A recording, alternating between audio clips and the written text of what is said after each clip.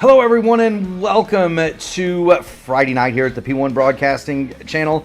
That means it's time for the Archway Industrial Coatings AMA Truck Series. It's Mark, it's Sam. We're back for one more time at Texas. 250 miles tonight, Sam, instead of 300. So we're a little bit shorter.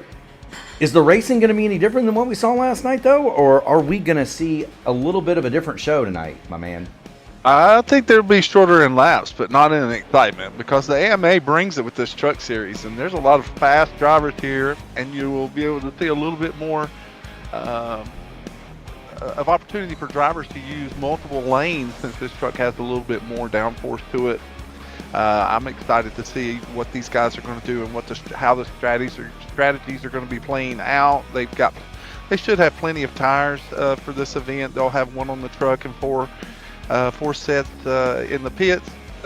Tires should not be an issue, and then of course with the stage brakes, fuel should not be an issue. We're going to see some good racing, I believe, tonight, because Texas really has the propensity to bring some green flag laps. It's when the truck begins to get, it's either you're going to see most of your cautions either on starts and restarts, or mid-run when the truck starts getting tight and the drivers may not be ready for it to do that, so they may be running into the wall, so to speak. Yeah, we're kind of looking at, I'm going to put the practice times up. Right now, Ryan O'Donohue, who did run in that race last night, he is the fastest in practice. You'll note that Greg Evans is up on the board at second quick. Greg is not going to be with us tonight. He, as he said last night in the Winner's Circle, he was debuting a new wheelbase and a new wheel, and so he was spending some time during a live practice session to dial that deal in, but Greg will not be here. There are 25 trucks signed in as of now with less than 8 minutes to go in practice. Stages tonight, Sam? Good field. Yeah, good field. 40 and 80 are going to be the stage breaks, 160 laps in total. Of course, last night... 167. You're absolutely right. And you know, just I kind of look for that same kind of racing that we had last night. Although I do expect, based upon what we were seeing in practice, Sam, that we're going to see a little bit more up on that high lane in turns 1 and 2. The trucks are a little bit slower than the than the Grand National cars, and they do have a little bit more drag and a little bit more downforce. They might be able to get up in that high groove and really make some moves. Well, they can stay in the throttle a lot longer than the Xfinity cars. Of course, the Xfinity cars, you had to kind of feather the throttle in a lot of regards, especially through 1 and 2. But these guys, they can bury this throttle a lot longer here at this track. And what's going to happen is you're going to have the same kind of scenario playing out with these drivers tonight, Mark, where you're going to have drivers that are going to really push the issue during their stages to get a feel for how much they can get out of their tire. They're going to charge to the front as fast as they can, and then you're going to have drivers that are going to take their time and utilize the time that they have in the first stages to work their craft of tire wear and throttle control. Yeah, and don't forget the pit strategy too, Sam. Last night we saw Kendall Paul. He short pitted on the last stop. Sure drove did. his car straight to the front, round up. I think he was 7th at the time. Yeah, I think he was 7th at the time that he pitted, and then he came back out and finished in 2nd. Yes, he did. And so do look for Kendall Paul or maybe one of these other drivers to follow suit tonight.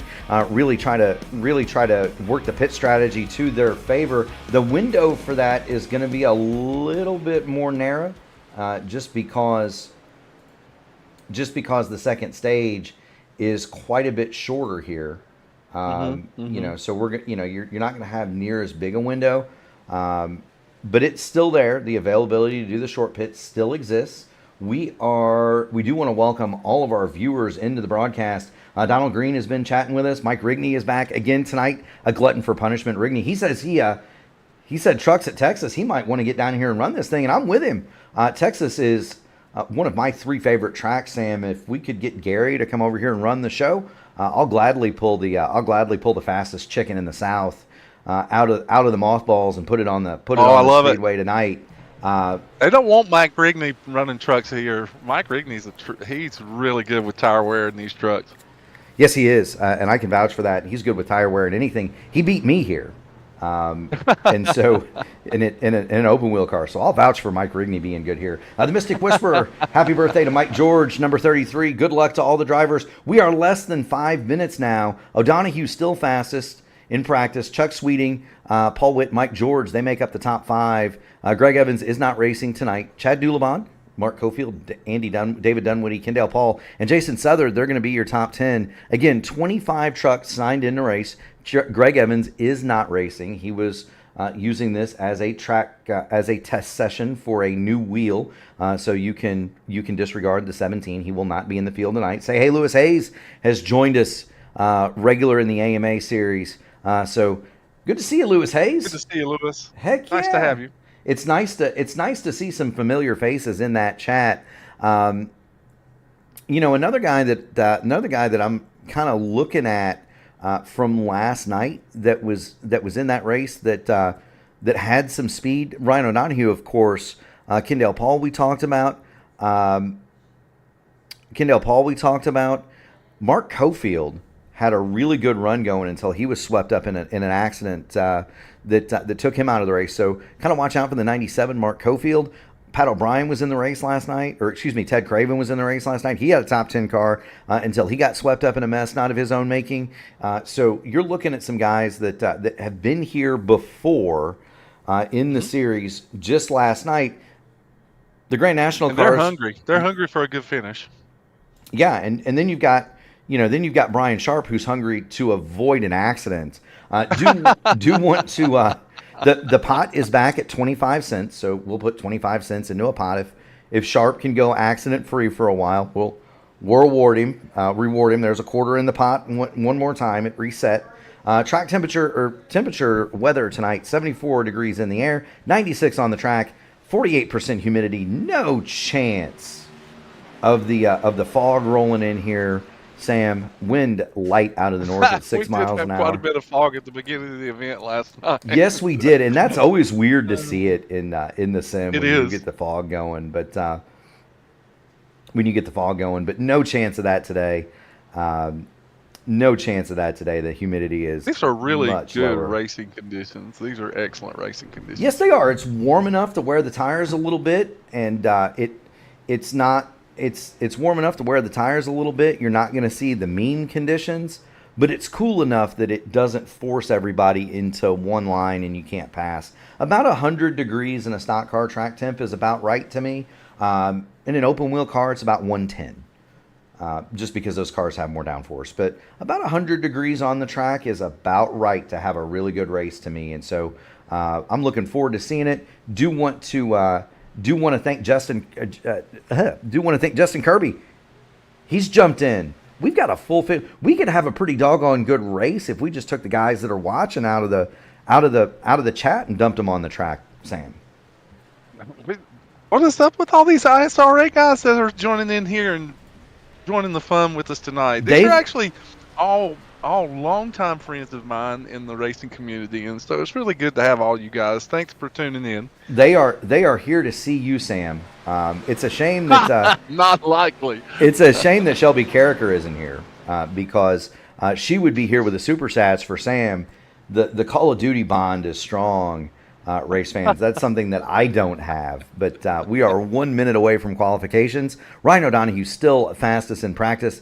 Chuck Sweeting, Paul Witt, Mike George, Chad Julabon are the remainder of the top 5 of drivers that are going to participate. Interesting enough, James Hodgson and Billy Elwell have not taken time, nor are they in the server, and so kind of keep an eye on that. Sam, actually, Billy Elwell is in the server. He is in the server. He has not taken time though. James Hodgson has retired. Okay, so that could be a computer James issue. Hodgson is retired, and Nico Maines is not in the server either. Yeah, and his last lap was 6 minutes. He just logged back in. Yeah, his last lap was 6 minutes and 52 seconds. So. Right, and James Hodgson has officially retired. There you go. We are getting close to. Which I hate that for James. James was having a lot of computer issues, so I hate that for James. Yeah, he had to re-download the entire program yesterday. Yeah, several times. Yeah, and for those of you who don't know, I mean, the iRacing deal If you've got to completely uninstall and reinstall this thing, you're looking at several dozen gigabytes of data. It takes a while. At least 60. At least 60. I had to do that. It was 100. Depends on how much content you own as well. That has a big part of it as well. Yeah, I think I was at 110. If you own a lot of content, yeah. If you own a lot of content, then it's a sizable download. It is indeed. We're going to go ahead and hop on board. We're going to go ahead and take a look at the qualifying effort for the 75. That's Chuck Sweeting. Fast in practice. And we're going to kind of do it just like we did yesterday. We're going to watch the outlap for the chrome purple, black, and white machine. I am so surprised he has not gotten more sponsors on that truck. Chuck's been running really well these past weeks. Yeah, Justin just said he downloaded everything, re-downloaded everything, 89 gigs, and he's missing 20 cars and 20 tracks. I am not quite in the 100-piece club, but I'm pretty close. So I'm well over 100 gigs. It's a big. I have a separate drive just for iRacing. Yeah, it's a big download if you have to reinstall. Yes, it is. So you get to ride in the passenger seat for Chuck Sweeting. Here he is. He's going to take the middle line going through turns 1 and 2. He'll head. Now, see, some of these drivers, if they can hold the truck under them, they can utilize this first lap as their hot lap. But it's very likely that they may use it as a burn lap. There it is. We're going to go. Let's get the cockpit view for Chuck Sweeting just because I think that's going to show the line better. This is out the eyes of Chuck Sweeting. Here he goes. He's fastest on the board. Of course, he's the only truck there. Right down to the bottom in turns 1 and 2. So they're burning their first lap, it looks like. Well, at least Chuck did. Here he is. He's going to come through turns number 3 and 4. Right around the bottom for the 75, Chuck Sweeting. Look, so much throttle. Oh, he's feathering that throttle. Look at that. Yes, he is. And here he comes across the line, Chuck Sweeting, 29.922, and that's going to put him back to the top of the board. So nice lap for Chuck Sweeting. Let's get Kendall Paul and his run. There's Kendall. I don't know that the track temp's going to change much at this particular time of day. In fact, it may even go up a little bit. 1 degree in track temp can have an effect on your qualifying time. A lot of people don't realize that, but it can. I mean, stock cars not as sensitive as open wheel cars, but we've seen the magic cloud come out at Indianapolis, and a guy will go a mile an hour a lap faster than he's been just based on a cloud. Here's Kendall Paul across the line. His second lap, 29.976. So that's the second fastest lap. Yeah, that's going to put him second on the board. So a nice lap for Kendall Paul. Here's Donald Green. Let's show Donald in the 51. There he is, Tartar and Dubby on the side of that 51 machine. He's got some good-looking cars and trucks. Yes, Lewis, they are running. Yeah, it seems like he's upped his livery game a little bit the last few weeks. Yes, he has. Yes, Lewis, say, hey, Lewis Hayes, they are running the iRacing fixed setups, and so there are no custom sets here. They're all iRacing fixed. Here's Donald Green. He is on his second lap. The first one, 36.15, good for 15th quick. He doesn't quite hit the bottom, Sam, like some of the others do. Running a little bit higher than the line. And it could just be a feel thing. Some drivers may not be comfortable riding that low. They feel like that they have more control if they ride a car width up. For certain, sure. Here's the second lap for Donald Green, 34.62, and that's going to keep him right there in the 15th position. We've got David Dunwoody.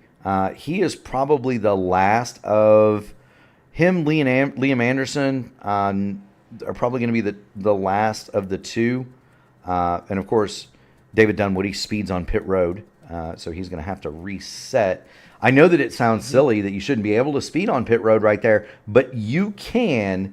If you look out the cockpit, you've got to maintain pit road speed till you hit that green cone, Sam. It is easy peasy to get over 45 miles an hour, and David Dunwoody is not going to have time to set a lap. Yeah, yeah, and not only that, but if you have to obey the pit lane speed limit, but also if you there's software that's applied within iRacing that if you try to spin the tires or build heat up in the tires before your qualifying run, it will negate your qualifying time. It will not take your qualifying time if you try to get heat in those tires.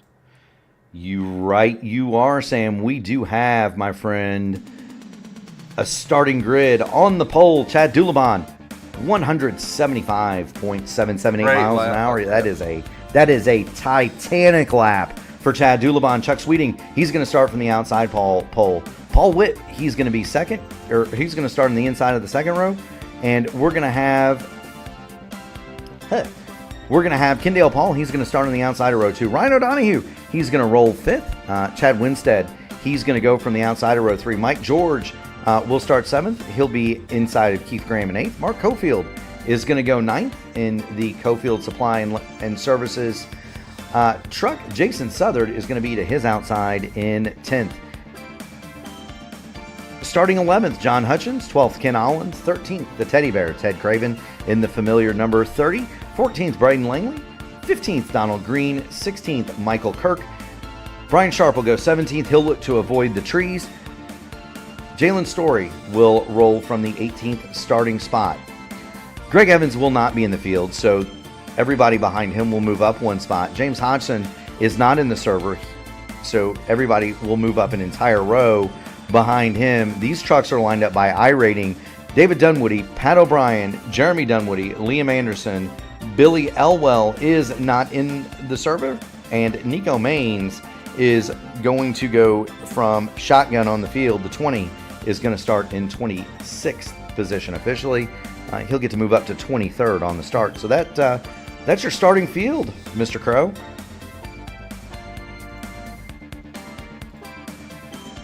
I'm still here. I was just trying to look at the lineup, and I'm still showing Billy Elwell in the server. Indeed. He has not taken the grid at least, so... Yes. So he could very well be AFK. But I did see him still in the server. Maybe he's doing what... maybe he's doing... Maybe a spotter? Did I look at that wrong?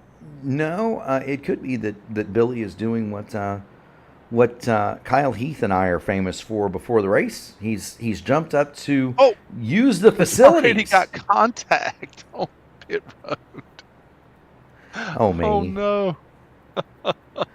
Pat O'Brien gets into the gas and turns right into the door of the 28 of David Dunwoody. And those two thinking, those two are great friends and great teammates too. And so, not intentional at all. But my goodness gracious, we're watching on. David was already replying in chat that he's got to start from the back tonight anyway. But now he's going to start from the back with a dent in the door. So a little bit of added difficulty there for David Dunwoody. I love this shot off the back of the pace truck, Sam. I love it. Oh yeah, me too. Me too. There are some really good camera angles that you've been using over the weeks, man. It's really good to see the software that you're using and what it offers us. Yeah, thank Whiplash SimCams. If you're an iRacing photographer, broadcaster, hit up Whiplash SimCams. This is their stuff, and they are a great supporter of the P1 Broadcasting Network. With that said, we got a race to go. Yes, we are, and here they come, Sam. If you hadn't tightened your belts, you better tighten them now. We already see trucks making their way down to the bottom. That'll probably be the preferred line. You probably won't see the drivers spread out until there's a little bit more wear on the tires, but it'll be the preferred line to start with for most of these drivers. It's the best way to save tire. It is indeed. When do you think we might see guys start migrating up to that top line, Sam?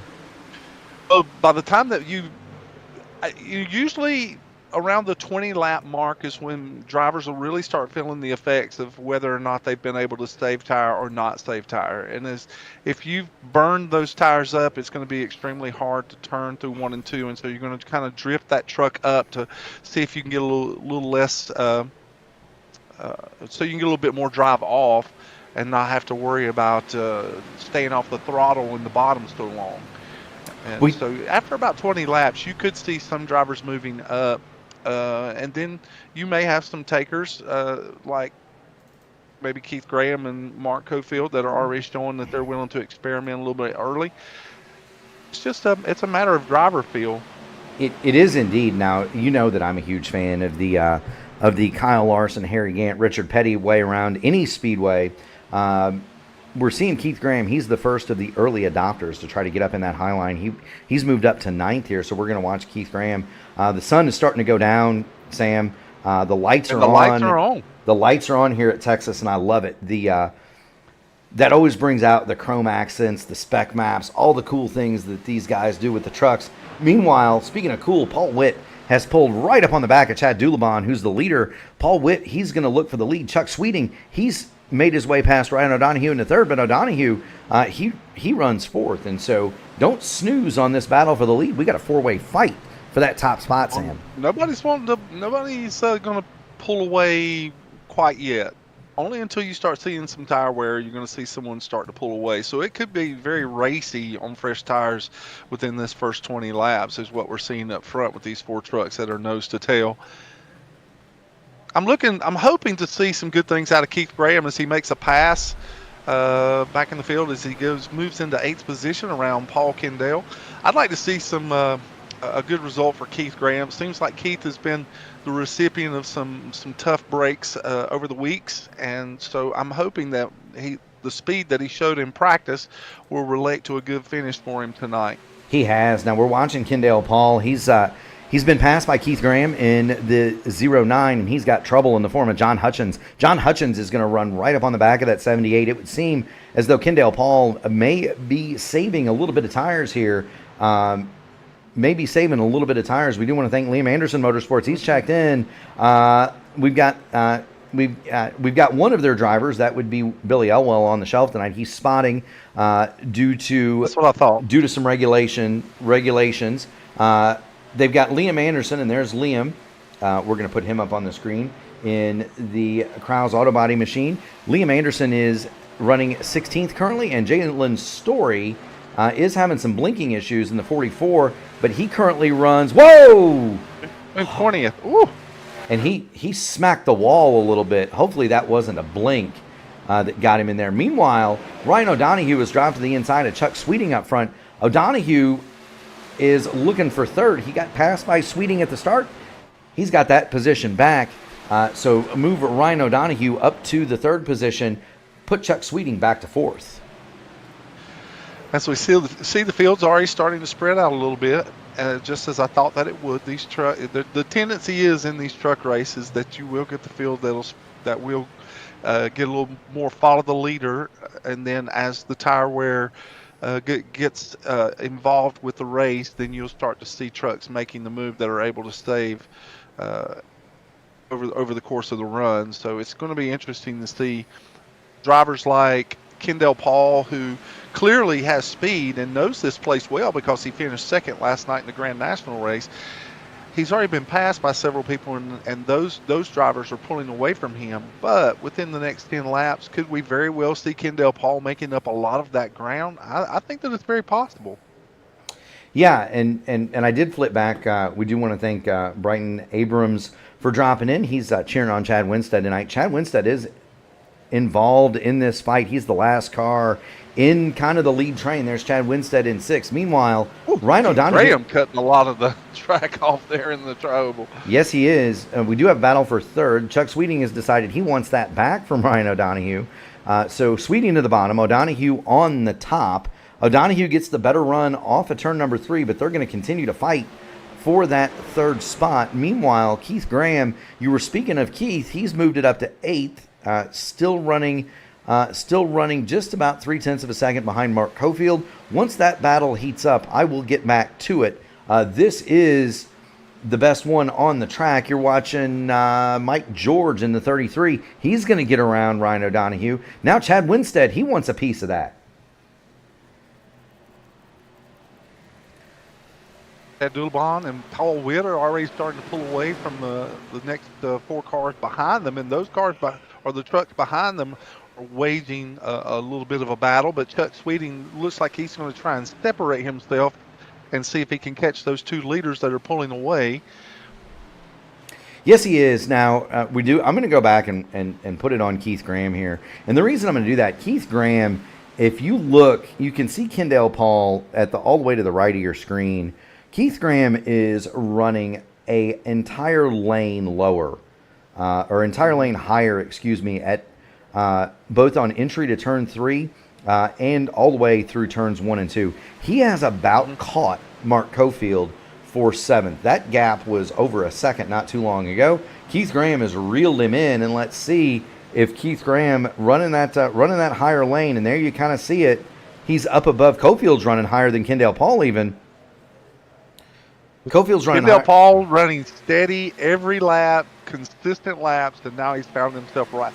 I had a feeling that he was conserving and just waiting for his time to move forward. Yeah, and we saw that happen with Troy Carricker last night, where Troy Carricker very slow in the early going on a run. Yeah, reminder, yes. Very slow at the beginning of a run. At the end, he was the fastest car on the track. Now Jason Haney last night was the same way on his starts and restarts. He was very methodical, and he thought he was well thought out. He took his time. He was safe on his restarts, and then he winds up with a podium finish last night. So these races are not just all about matting the gas. It's about managing your tires, managing your fuel, managing the race in a more productive way. As we see Keith Graham again brush the wall in turn 4. He's managing the fence over there off of turn number 4.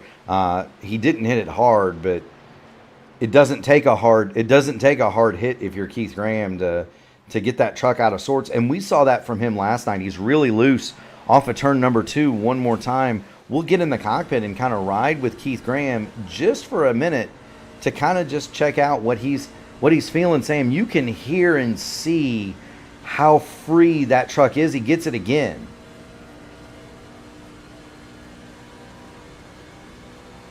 Characteristics, we're getting close to that 20 lap mark, the magic time of really knowing when those tires are going to be telling you whether they're angry or whether they're happy with you. I'm going to guess the tires are very angry at Keith Graham. For Keith Graham. That's my. But again, thought. This is just constituted by whether a driver. If these drivers are really burying the truck going into one, or what I mean by burying, or driving it in very deep and trying to use a little bit of brake to get the truck to get, to steer through the corner. If they're driving in deep, they're going to use up more of that right front, and they're going to be seeing a lot more problems as far as getting the truck to steer through the corner, unable to use the throttle sooner. Whereas if they let off earlier and allow the truck to rotate on its own through the corner, they can pick up that throttle gradually and probably be able to preserve the right rear. But it just depends on the driving style of these guys that are in the trucks tonight, and each one may have their very own driving style. I've watched the graphic that you put up earlier from the cockpit, and the folks watching the broadcast can see the throttle control on, off, or if it's someone like Greg Evans or Kyle Heath that are very good at gradual throttle control. That's a great graphic for people that are watching the broadcast to understand what's going on in the cockpit of these trucks.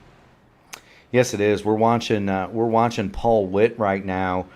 He has dropped a position. Paul Witt has gone to third. Chuck Sweeting in the purple and black chrome machine, he is now second. Paul Witt is under fire from Mike George. Mike George is going to try to drop down to the inside here, going into turn number 1, and he is going to try to lay claim to that bottom step of the podium. Cody Witt checking in support of Paul, but there goes There goes Mike George, dropping Mike to the George, inside. Paul Witt just waved out the window and told Mike to pass him on the inside. So he gave him a little wave there. So Paul Witt within this 20-lap mark again. I hate to keep mentioning it, but he may be feeling the effects as much as Keith Graham and some of these other trucks that are in the field tonight. So he may be losing a little bit of speed, a little bit of steering, a little bit of drive off.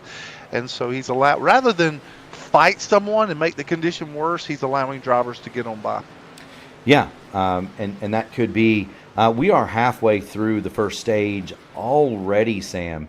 Do want to thank. It's going well. Yes, it is. Do want to thank the title sponsor of the series, Archway Industrial Coatings. They're a St. Louis-based flooring company that do epoxy and urethane flooring solutions that withstand the test of time, all the while meeting their customers' installation schedules and budgets. They're committed to doing the highest quality work at the lowest possible cost every time. Whether you're looking for industrial flooring, commercial, restaurant, retail, or even concrete repair at home, you found the perfect partner to get the job done. Get ready to floor it with Archway. That's archwaycoatings.com. You can check them out on the website. On the web, you can hit up Sean Mott, who runs the number 5 in the Archway Industrial Coatings Truck Series. He also races in the Blackmagic Studios Grand National Series. Also want to thank Admin Box, Trak Racer, and Rogue Energy for their support of the American Motorsports Association. We are 24 laps of 167 scheduled. Chad Winstead runs way up next to the wall. 24 of 167 here. Chad Dulabon is your leader. Chuck Sweeting is carving into that lead, though, 0.2 of a second quicker. Wow, David Dunwoody with a handful of truck coming off of turn 2. He's one of the first trucks to really take it up the racetrack, and boy, did he have a handful of steering wheel drifting through turn 2. Yeah, do want to let everybody know at home, he's drifting off of turn 4. David He's Dunwoody in the grass on the front stretch. Holy moly. Say Hey Lewis Hayes says aero push is significant in the trucks here at Texas. I don't know if that's aero push or not. That appears to me to be right rear. That's no aero on the declido. That would be to me that looked more like right rear mad than it did anything else. But David Dunwoody having all kinds of handling issues, and through that he still managed to go. He's in the wall. He's there. In the wall, back to the grass again. He's running. No one is getting more out of this racetrack in this first run than David Dunwoody right now. You know, if I were him, I might back that thing down for a lap or two. Remember, Dunwoody... He may not have a choice. There's not going to be much truck left. Well, keep in mind, you know, he started the race in the back, and then he got a dent in the door. David Dunwoody's... you know, he from his teammate, no less. He starts 21st tonight. He's already up to 9th spot, but he's driving on surfaces that are paved and some that are not. But David Dunwoody has made it to 21st. If you look carefully, we're going to get look at the infield and you'll see. We're gonna get in the cockpit here as soon as I can dial that up. I want everybody all out those there. tire tracks through the infield. Yeah, I want everybody to look when we get to the trioval here. Look to your left. You're going to see the tire tracks where Dunwoody is making his own circuit down toward the start finish line. But there he goes, David Dunwoody. That is actually that's a veteran driver's move to cool the tires off. Speaking of veterans, Kendall Paul sank like a stone at the beginning of this race. Kendall Paul just making it past Paul Witt. Paul Witt was even with Chad Dulabon to start this race. I would surmise that the good is gone from the good years on the number 29 machine, because he's now fallen to 7th place, being passed by Kendall Paul. Kendall Paul 31.532. He is now running laps that are even with the leaders. The fastest truck. That does not surprise me. Yeah, fastest truck on the track is Mike George. Mike George the last time through 31.366 to a 31.495 for Chad Dulabon. Do want to just let everybody know and thank the fans for their patience. There are 23 trucks on the track. I am only able to show the top 20. For some reason, there's a glitch in the scoring pylon. Jeremy Dunwoody runs 21st. He is the last car on the lead lap. He just passed Nico Maines. They are about 18 seconds in arrears. Jalen Story is There's 12 laps down in 22nd. Michael Kirk, 15 laps down in 23rd. We had 23 trucks take the start tonight. Hey, Lewis Hayes says the 28 has a stuck throttle. He did have a stuck throttle at one of our races not too long ago.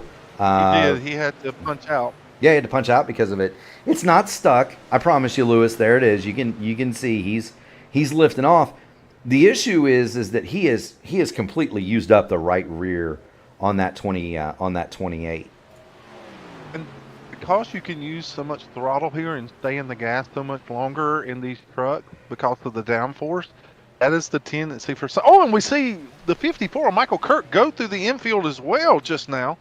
Yeah, Michael Kirk actually brings it to the pit lane. He is unconventionally. Yeah, he drove through. Traditionally, if we're going to get the replay going here, just to see what befell Michael Kirk.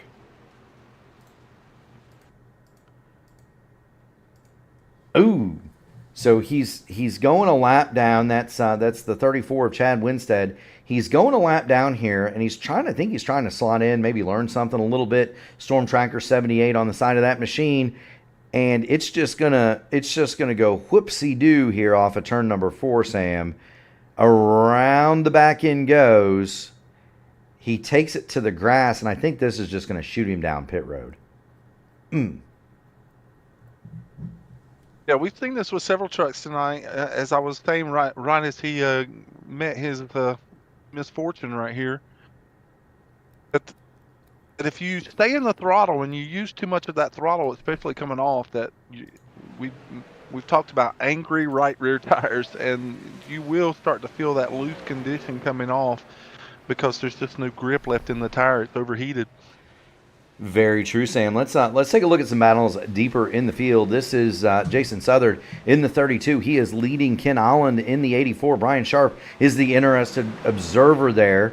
Brian Sharp saying, please don't spin in front of me. I do not want to hear Murph and Sam play the Brian Sharp anthem tonight. But this is 15th, 16th, and 17th. These trucks are 16, 17 seconds behind the leaders, and so they're half lap down. Ken Holland, he's going to drop to the bottom of Jason Southern. He'll make it to 14th. Sharp is not going to follow suit. He's not close enough. So move it. Ken, shine on that livery that he's driving. You can see the spec map really pop on that 125. Yes, you can. No surprise. Something like. Yeah, no surprise. And he's decided to have a flat side. Well, they used to do that on purpose. If you flatten them up, they used to turn better. And so used to do that. But you do see the spec map on that one. No surprise for the Papa Smurf admin box Storm Tracker 78 liveried machine. He's part of that Black Magic Studios group, and so they generally do have some pretty doggone good looking trucks. I hear at Black Magic, just a rumor, it makes you 2/10 faster. That's a good rumor. I've heard that too. We're looking. Chad Winstead has pulled up on the back of Paul Witt. Winstead is 7th. Paul Witt is 6th. And so just to kind of let our viewers know, we are now 20 trucks on the lead lap. Liam Anderson is the final truck on the lead lap. Nico Maines has pulled it into the pit lane. He is over 3 minutes under repair. Michael Kirk is over 2 minutes under repair. Jalen Story has been in the box for in excess of 10 minutes. We're watching the battle for 6th. This is Chad Winstead on Paul Witt. We are just a couple of laps, really, Sam, from the end of the stage. From our stage. Yeah. Yeah. Just a couple. Lap 39, working toward lap 40. This is really the closest battle in the top 10. David Dunwoody has pulled back up on Keith Graham, but they're still a little bit further apart than Winstead and Witt. Paul has closed the pit lane as the aforementioned stage is about to come to a close. We're in store for a lot of green flag racing here tonight. It looks like, Mark, and I enjoy green flag racing. I do too, and I know that there are some viewers in the chat that do love some good green flag racing as well. I can identify with what the drivers are about to do with their virtual trucks. I had to run the family sedan up to Costco and put my own new pair of boots on. Rubber is. Are you running the Highline? I don't know, but I'm going to tell you what, rubber is expensive. It is. It's gotten outrageous. My goodness, $900 something for a set of Michelins. At that price, they might as well be made out of solid gold. My goodness gracious. Chad Winstead blinks out. He comes back. Caution is out on the Speedway, and that is the stage. Your winner of the stage is Chad Dulabon, and there he is in the 98. So we'll give Chad Dulabon in the white and Michael Kirk has just been disconnected from the server. He has indeed. So there's the stage winner, Chad Dulabon. Chuck Sweeting in the purple and black plain liveried machine, not plain livery, but unsponsored machine, is second. And Mike George in the Premier Racing Setups, number 33, he's going to come home third. Ryan O'Donohue, Engine Ice, on the side of that machine is fourth. Kendall Paul for Storm Tracker 58 and 78 and Archway Industrial Coatings is fifth. Paul Witt in the Simply Blue Pools truck is sixth. Chad Winstead in the Pilot John International machine is seventh. Keith Graham for Elite Performance Industries is eighth. David Dunwoody, he made up 12 spots, which in a 23 truck field is saying something. But David Dunwoody, with Tweety Bird on the door, makes it to ninth, and Mark Cofield for Cofield Supply and Service is 10th. We are going to see wholesale pit stops here, Sam. Looks like everyone's going to come in for some fresh rubber on all their trucks. Now that they've got one stage under their belt, they can kind of start determining with this shorter stage, they can determine how hard they want to push the truck or how much more they need to save to be competitive. Chad Dulabon ran a very fast, steady first stage, and that should be concerning for the drivers in the rest of the field. So if they have some kind of plan that they want to implement, then they need to go ahead and put it into its processes for this particular stage. Because Chad Dulabon looks like he brought his A game. He does. We're watching the trucks come off of pit lane. Dulabon is going to maintain the lead. They're going to form up on the pace truck here very shortly. Do want to thank everybody in the viewing hall tonight. Another big crowd. Is that number right? Is that number? How many people are watching? Yeah, that is right. 32. That's amazing. What a great crowd. It is. And we do want to thank each and every one of you in the viewing public. If you have not already done so, make sure you smash the like button on the video, ring the bell to subscribe to P1, and be notified of all of our future broadcasts. And it's about ready to get busy here on P1. Tomorrow, our crew is going to be working the Velocity Online Racing Series. Their season finale is 3 o'clock on the Velocity Online Racing YouTube channel. It'll be Gary Gazzo and Kyle Clinworth on the call. The California 500. You may see a guy in a chicken suit run that race, Sam. It's going to be one of my last as a competitive driver, and so we're bringing the Stroker Ace livery back out. Excited about that, but even more exciting is what we've got upcoming here at P1, because it is May, and this is our month here at P1. We're going to have the IndyCar Open Series on Monday night. I can't talk, Sam. We're going to have the IndyCar Open Series on Monday night at 8 o'clock. Well, first of all, we're going to have the Dark Horse CW12 Series. That's going to be at 8 o'clock on Sunday. Then we're going to have 8 o'clock on Monday, the IndyCar Open Series Top Split from the Indy Grand Prix circuit. The ISRA immediately after that from Legacy, Kentucky. That's going to be a fun race. The Indy Oval Series is going to be at Indianapolis, and that kicks off a extremely busy time period for the open wheelers at Indianapolis. That's going to be at 8:15 Tuesday. The Horizon IndyCar Series is going to have their finale from Indianapolis on Wednesday. They will be joined, and then on Thursday, Gary and the P1 team will be on the Elite Racing Network for their Indianapolis 500. So do tune that in. Friday, we're going to have the IndyCar iRacing Series. That's going to be from Indianapolis Road.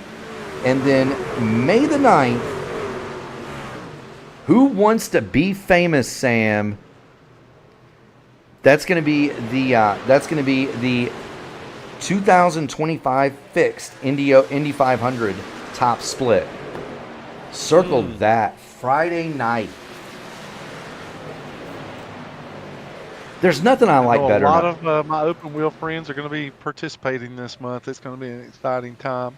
It most certainly is. We're back under green, and Chad Dulabon has decided that he does not want to race anyone. He wants to leave and just be by himself. He's a seclusionist tonight, and he has left behind him a wake of hungry drivers that are trying to make their way up through the field. Yes, he has. Mike George, Chuck Sweeting, they're having a dispute over second. Meanwhile, Paul Witt's going to climb to the high side on the 34 of Chad Winstead. Paul Witt can't make the move, and that's gonna burn a lot of tire on that. That's gonna burn a lot of tire on that 29 machine. Kendall Paul is a little bit of space back to him, and then there's a little bit more room back to Ryan O'Donoghue. David Dunwoody made his way up to 8th on that restart, but the battle rages. This is Mike George, Chuck Sweeting, Chad Winstead, Paul Witt, 2nd through 5th. This is Chad Winstead, who's muscling his way up through this field. He's decided he wants to push this truck and see what he can get out of it in this shorter stage. Yes, he has. He's actually started back a little further than this, and he's the one that's actually being the aggressor. Kendall Paul probably is rethinking the first stage. If he's playing his cards right, he's probably thinking that he laid back a little too much, and that he after looking at maybe his tires after the pit stop, he was looking at how much tire he may or may not have had left after a 40-lap run, and maybe he is mapping out a little bit stronger push this time in this particular run, so that he'll be able to make a contention for the lead, as we see Chad Winstead now, who is now making a move on Mike George down the backstretch. Yeah, Winstead has decided it's time to go. He drops the 34 underneath the 33 of Mike George. He muscled his way past Sweeting, and then Paul Witt followed suit. Witt's going to try to follow suit again. We got a caution. Racetrack. 32 of Jason Southern is around. Caution on the Speedway. This is the first unscheduled caution of the event.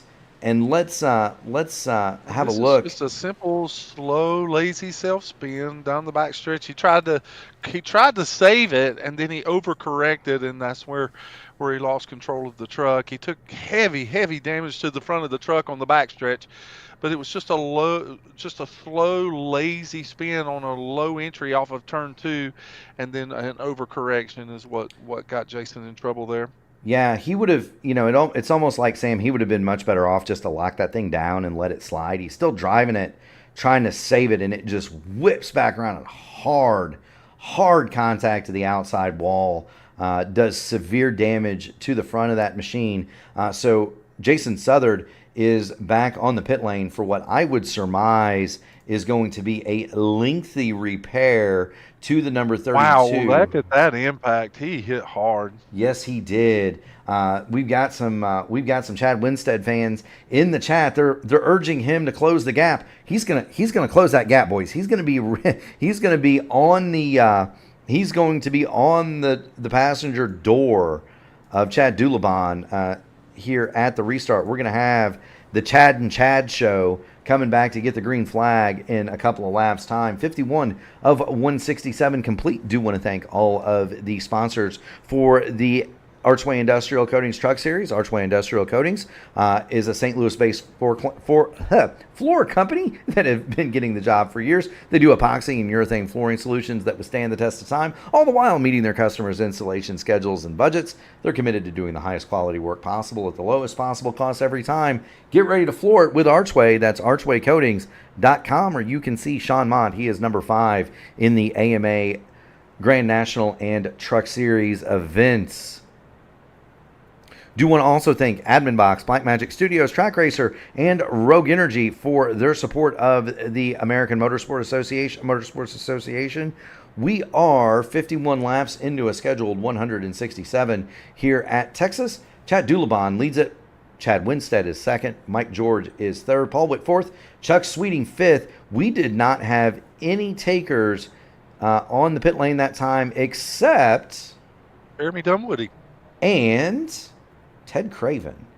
They both stopped and took on new tires there. Did they take tires?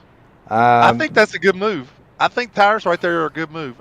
I realize that a lot of these drivers only have maybe nine laps on their tires, but I think that's a good move, especially if you're back in the pack, that you might be able to make some headway here if you've got a set to burn. If it stays green, you're going to be golden in this particular instance. I really do. I like the call. I think it's a good gamble.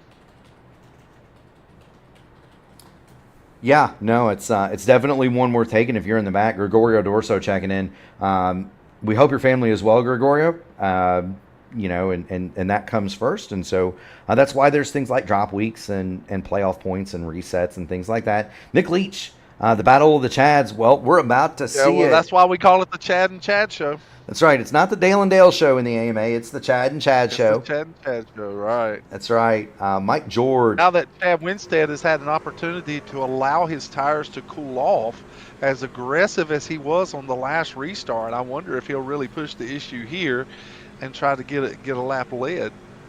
That's very true. We're going to watch this restart on board Mike George. We're riding in the passenger seat. If you were strapped into the passenger seat, this is what you'd see from third place running Mike George. Here's the green flag. Racing resumes, and you see really laying back there. Yeah, you could see, by the way, Sam, Paul Witt takes advantage of that, moves down into the bottom line. Well, you could kind of see the advantage that the inside line has over. Well, the starter has all the advantage. Yeah, and then of course, on the inside line, you get to watch the leader launch. Whoa, we're gonna have two trucks together in the back. That was Keith Graham and Pat O'Brien. My goodness gracious, the 07 and the 09. If you've got a 0 in front of your number, you were sideways going down the back. Liam Anderson had a great view of that, and we're going to take a look from his perspective because there was nearly some grief there, Sam. Pat or brown pants won. There are plenty of clean pair in the. There are plenty of clean pair of those in my former pit box, no longer running the trucks. And so these guys are more than free to use any spare brown pants, clean brown pants that are available. James Hodgson checking in. Watch this from Leon Anderson's perspective. Coming down the back, Keith Graham comes off the wall, and Pat O'Brien. He has actually been running that line most of the night. He's been really experimenting with that outside line. So it's not unusual to see him up there. No, it's not, and I think it kind of surprised Pat O'Brien. O'Brien is going to make the move to the bottom side. He's going to get past Keith Graham. That's a battle for 10th. We do have the front-facing 88 James Hodgson in the chat. He's still having computer issues, Sam, and that's a shame because that's a rapid guy on the sidelines. Looking at Pat O'Brien. James, we are always glad to have you in the field. We're really sorry that you're having technical issues. We look forward to having you back on the track. 100%, Sam. This is kind of an interesting conga line there for the back half of the top 10. You've got you've got David Dunwoody. He's going to drop to the bottom of Kendall Paul. That will move him to 6th, following suit Ryan O'Donoghue and James Hutchins. Almost cleans Kendall Paul out there, but he does a great job of keeping it off of him. Yes, he does. Now, Hutchins is going to remain there, but Pat O'Brien wants to go. Pat O'Brien has stormed from the back of this field. He wants to get by and get himself up into those front-running spots, just like teammate David Dunwoody. Meanwhile, the trucks that took tires, Ted Craven has made it to 14th. Jeremy Dunwoody is 19th. Jason Southern remains on the pit lane, now 9 laps down after that hard impact with the backstretch cement. Exceptionally off the pace. I wonder, even with fresh tires, I thought that he would at least be moving up. to the top 10? Well, he's back here. He's side by side with Donald Green. So there's Donald. And they are how many? They're 8 seconds off the leaders. Yes, they are. So the Giant Motor Network has inquired about the SR and iRating requirements for the league. You're going to find all sorts of different iRatings, from 800 all the way up to 4100 for Mike George in this field. I ran this series last year. My iRating varies between 55 and 6,000. And so there's a wide range of iRatings. It is an application process. So if you go to the AMA Discord, and I will get that link and pop it in the chat. But if you go to the AMA Discord, you can apply to be a part of this. And you can apply to be a part of this, and they'll get you squared away. And so they'll get you squared away. Hi to James Duda. Ted Craven's really getting close with Mark Cofield there in turns 3 and 4. Yes, he is.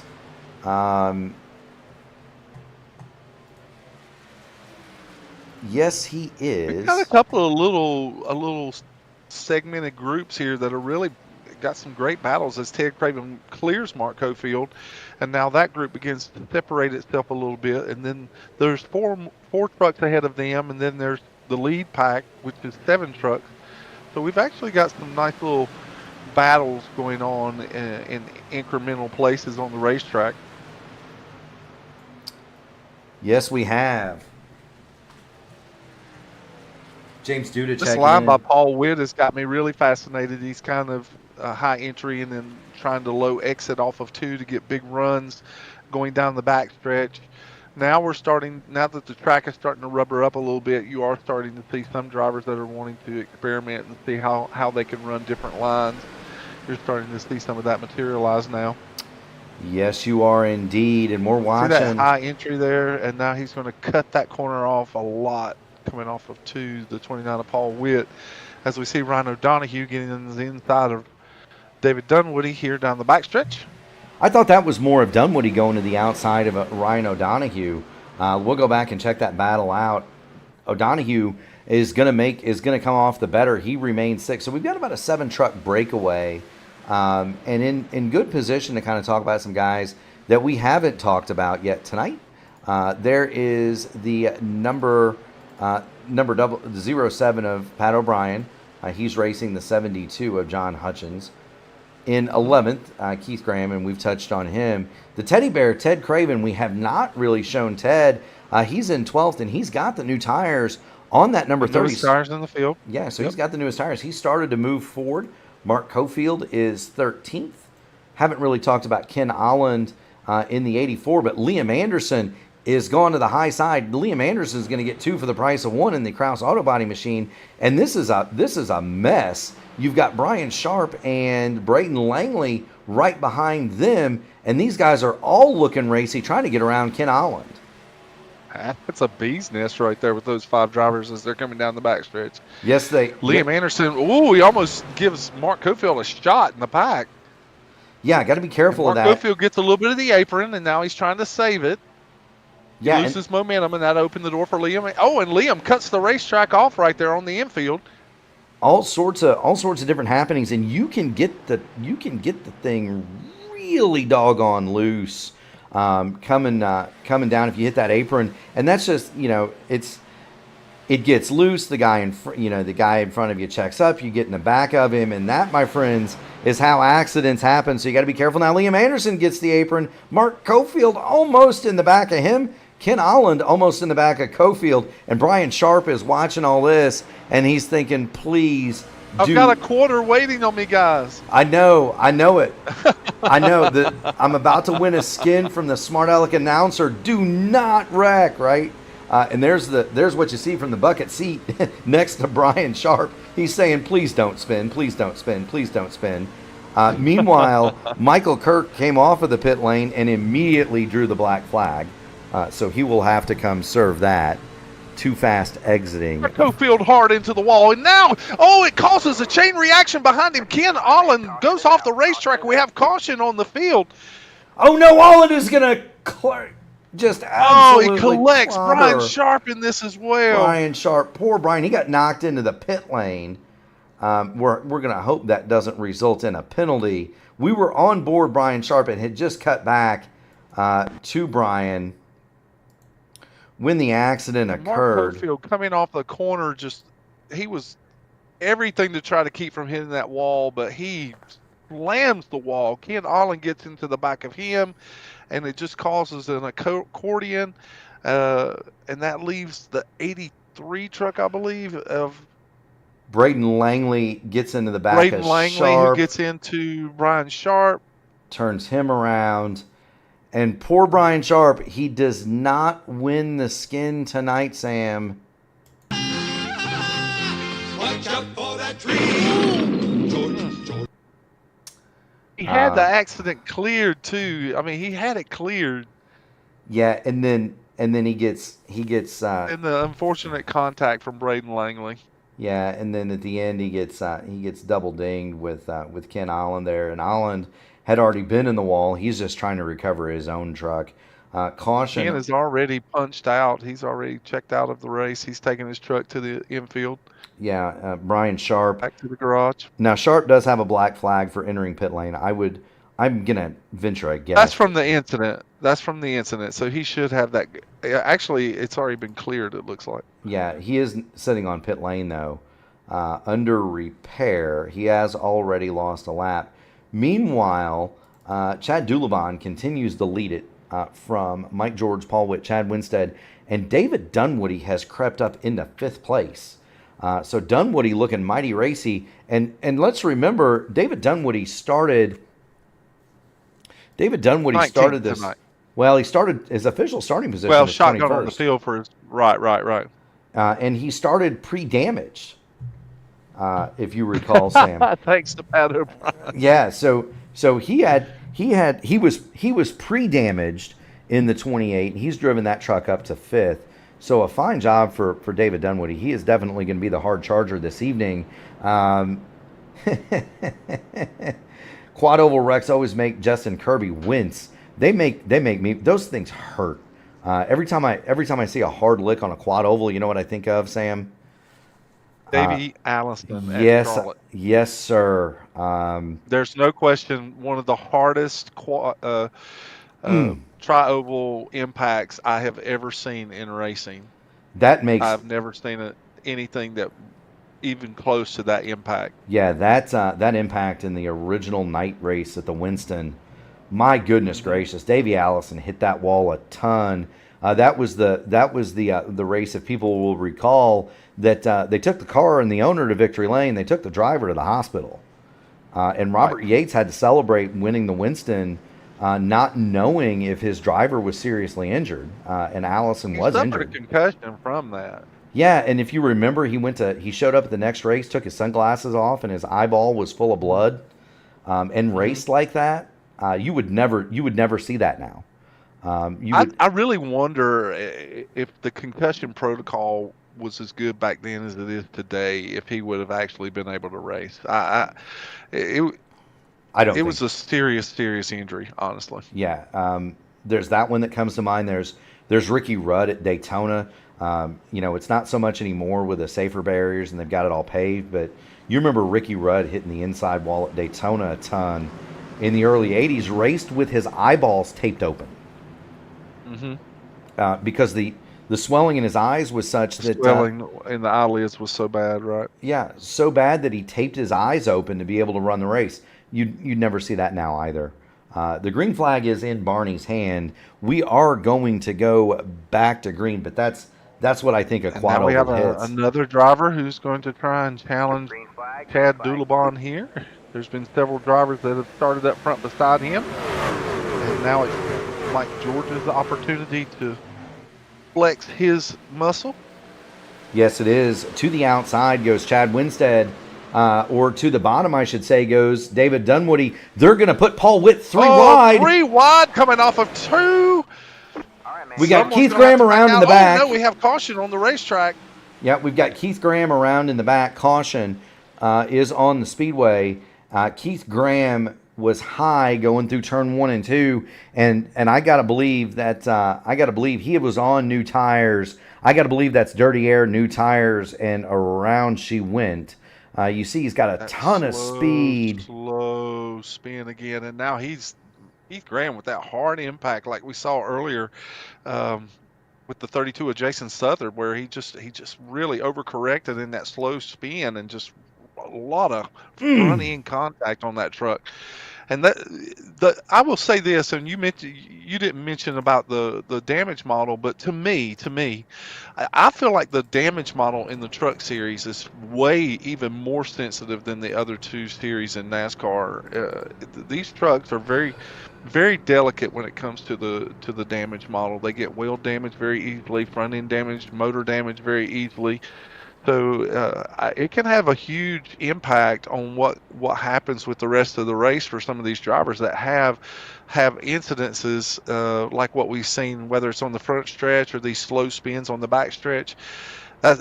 Just the damage that Ken Allen suffered alone, he immediately went to the pits and then checked out after parked his truck in the infield garage. So Yeah, the damage model is very sensitive in these trucks. it is. And correct me if I'm wrong, these are still steel bodies. Is that? Mm-hmm. Whoa! A truck hard into the wall in the back. That's John Hutchins. That has to be an issue with equipment for John Hutchins. That truck just turned dead left and smashed the inside wall a ton. That's gonna be an issue. That's a failure. Yeah, that's an equipment. Yeah.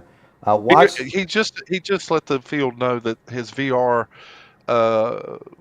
quit working on him. And for those that might be watching the broadcast that do not know what VR is, it's virtual reality where a driver will use a headpiece of some kind made from different manufacturers. But he said that his VR broke, and so apparently he just turned it left down into the infield. And that happens. I know that I don't want to say it's more or less reliable than any less reliable than triple screens. But I do have open wheel teammates that run in virtual reality, and I do know that that they spend a lot of time and effort trying to get those things right. I know they're always resetting their headsets. I have chosen for myself, Sam, to continue to use the old reliable triple monitors, just because I use the monitor as well. Yeah, and I think if it for me, it's one of those where it's easier for broadcasting. I'd have to have monitors to broadcast anyway. But the other is, I feel like if you've got 3 large monitors in a semi-surround circle, you're basically in VR anyway, right? Like I can't unless I deliberately look outside of this little cocoon. I can't see. I can't see anything other than the screens anyway. So, but that is definitely an issue with VR Connects, and poor John Hutchins was having a good run. He is on the pit lane with the meatball, and the motor is. Yeah, you hate to see it. Yeah, you do. The motor is blown in that truck.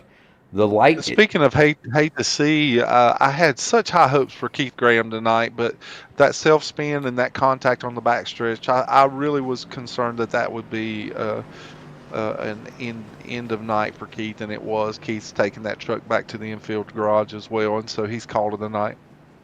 Yes, he has. We're watching the iRacing pace truck. It's going to make the left on the pit road, and that means, Sam, that we're going to see green flag racing one more time. We're not too far off from the second stage. Yeah, we're not. Actually, just green flag, green flag. We're not. Actually, just 5 laps, I believe.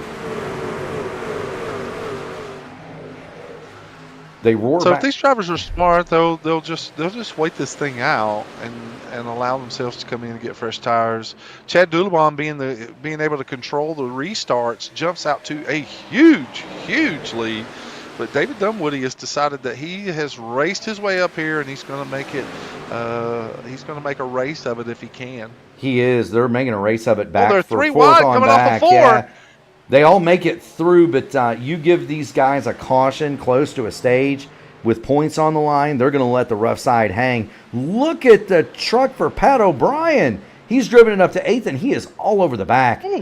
Paul watches up the racetrack and opens the door for Liam Anderson. As they come down the backstretch, they're 2 by 2 by 2. Yes, they are. The inside line. Big push from Pat O'Brien. Yeah, that's O'Donohue and O'Brien on the inside, Chuck Sweeting and Paul Witt on the outside. They've got Liam Anderson and Chad Winstead behind them. Those trucks will single file. Pat O'Brien still to the bottom of Paul Witt. They're going to use up everything they can on those tires. And remember, Pat O'Brien's are only 8 laps old, as are Ryan O'Donohue. Those guys are going toward the front. Well, they've got work to do if they think that they can catch Chad Doolabon before the end of this stage. But they're going to give it a whole college try. Yes, they are. Is what it looks like to me. Fresh boots on O'Donohue, O'Brien, Sweeting, and Liam Anderson right now. They are headed toward the front. They're dropping to the inside of Mike George for Ryan O'Donohue. There he goes into second. O'Brien is going to sweep into third. David Dunwoody run for those drivers right there. Yeah, David Dunwoody and Mike George are in trouble for the stage now. Now, can Ryan O'Donohue? I don't think they can catch him before the end of the stage. Well, they've got two laps to do it. They have to run to the end of lap 80, so there is a possibility they could catch him here. Well, this last lap, and then you got to have 10th place cross the line too. So don't sleep on that. They were 0.4 of a second quicker to the inside. Goes O'Donohue. Big run from Ryan O'Donohue, and here comes Pat O'Brien, and he's going to get a piece of this as well. To the inside, and Chad Doolabon is the leader no more. Ryan O'Donohue sweeps into the lead. Pat O'Brien is going to run second. Here they come to the line, and Ryan O'Donohue is going to be the winner of the stage if he can hold the lead. There's the caution. Ryan O'Donohue, Pat O'Brien. The tire gamble pays off. Really did get the use out of those Goodyear Eagles on that particular run right there. Yes, they did. Big run to the flag. Second stage winner, Ryan O'Donohue. Pat O'Brien is going to be second. Chad Doolabon will take third. Mike George is fourth in the stage. And Liam Anderson in the Krause Auto Body Machine is going to be fifth. David Dunwoody fell all the way back to sixth with the old tires. Chuck Sweeting couldn't make his way up on the new ones. He's going to be seventh. Chad Winstead fell all the way back to eighth. Paul Witt is going to be ninth for Simply Blue Pools, and Kendall Paul is 10th. Whew. Let's get a chance to rest our voices, Sam. My goodness gracious. That's also going to put Brian Sharp back on the lead line, by the way. It really does go to show the importance of tires, especially at the beginning of a restart. Yeah. It really does show you how important they are. Yes, it does. Yes, it does. We've got more Ryan O'Donohue fans checking in. Bridie has joined into the chat. Lights are on the pace truck. We are under the second stage break. Caution. We're going to flip it to laps to go because there's 86, going to be 85 of those. Everybody who did not pit under that caution, well, I'm going to say everybody's going to pit here. Ryan O'Donohue leads them down. Yeah, I don't know who would not want to pit. Pat O'Brien, Liam Anderson, they stayed out. Decided to stay out. So Pat O'Brien stayed out, as did the Krause Auto Body Machine of Liam Anderson. Braden Langley is still on the racing surface in the 83. That is Michael Kirk. Now, Michael Kirk is 43 laps down in 21st. There are only 16 cars running, 17 cars running, 16 of those on the lead lap. Michael Kirk is attempting to circulate and gain some points. He can make up if he stays out there and stays out of trouble. There are potentially 4 trucks that he could pass, and so it's worth it to him to stay out there, Sam. Well, also, I think that puts Brian Sharp back on the lead lap. Well, he'll be the lucky dog recipient here. Is that what? Yes, Brian Sharp is the lucky dog. I think he's actually telling some folks in the race that his truck is pretty damaged, but at least he will be back on the lead lap. That's a good thing considering how much damage he received in that particular incident on the front stretch. Yeah, and look, you're under caution here. The lights are on the pace truck. You see Brian Sharp rolling it down the pit lane. He'll stay on that lead lap. He'll have a chance. He'll run it wide open all the way around, and he should be able to come back. Well, no, he's not. Lights are out on the pace truck, so he's not going to be able to get any more damage. But just keep on keeping on, Sam. Get another yellow or two. Brian Sharp not out of this yet. I'll tell you who's not out of it either, and that's this man in the number 12, Donald Green. The number 51 has finally found a little bit of good luck tonight. Knock on wood, Sam. Well, let's not ruin it for him tonight. Let's not put the broadcaster's hex on him. Let's make sure that we let him know that we're cheering for him and that he'll continue to have a good night. Yeah, he's got wife Katie in the audience. She says, "Go Donald," and he's right there. He's actually going to be on the 5th row for this restart. So flirting between 9th and 10th. That's pretty good doggone good effort for Donald Green this evening. He had a lot of high hopes going into the race tonight, and I hope that they'll be fulfilled. Donald's really, really due for a good finish. He most certainly does. So, reset here. Pat O'Brien, Liam Anderson, and Braden Langley do not have are on 14-lap old tires. Everybody else pitted under the stage break. We're going to get 83 laps to go here to decide it here at the Texas Motor Speedway in the Archway Industrial Coatings AMA Truck Series. Lights are out. Barney's got the green flag in hand. Racing is about ready to resume here at Texas. As we go into the last stage here, as the drivers, and there's a little checkup where Chad Dulabon goes inside. Maybe there was a little wheel spin by Braden Langley there. Look at this mess, Sam. Oh, and Mike George, they're 4 wide coming off for 2. Chad Winstead eats the bottom lane up and decides he's going to take hard in the wall goes Donald that. Green. We've got another truck in the background around. That's going to be the Teddy Bear, Ted Craven. No yellow as yet. Craven's going to get it going. I think Donald Green might have hit the kill switch. He's actually going to tow it. The Teddy Bear, Ted Craven, gets it going. No yellow. Let's see what happened to those trucks. Donald Green just gets loose off of the corner and he comes down and collects Ted Craven. And we've seen that contact on the backstretch wall with several other trucks tonight, and that is a night-ending damage for other drivers. And it looks like it could very well be the same for Donald Green. I hate to see it. I hate to see it after we were just speaking about high hopes for him. Yeah, I saw the black smoke come out of the 51, so that's going to be toast for him. Ted Craven able to get it going back on the. He's able to get it going. He's able to get it going for the Teddy Bear. He is on the apron, and Ted Craven is going to make it back to the pit lane. Meanwhile, the battle rages at the front of this field. Chad Dulabon has gotten back to the lead. Chuck Sweeting is third. He's working on second. He's got Paul Witt in close attendance, Sam. These drivers are going to work their way around Pat O'Brien, who has just a few laps older tires, and Pat did drive it really hard to get up to second place with those fresh tires that he got. Yes, he did. Another truck that. Go ahead, Sam. Go ahead.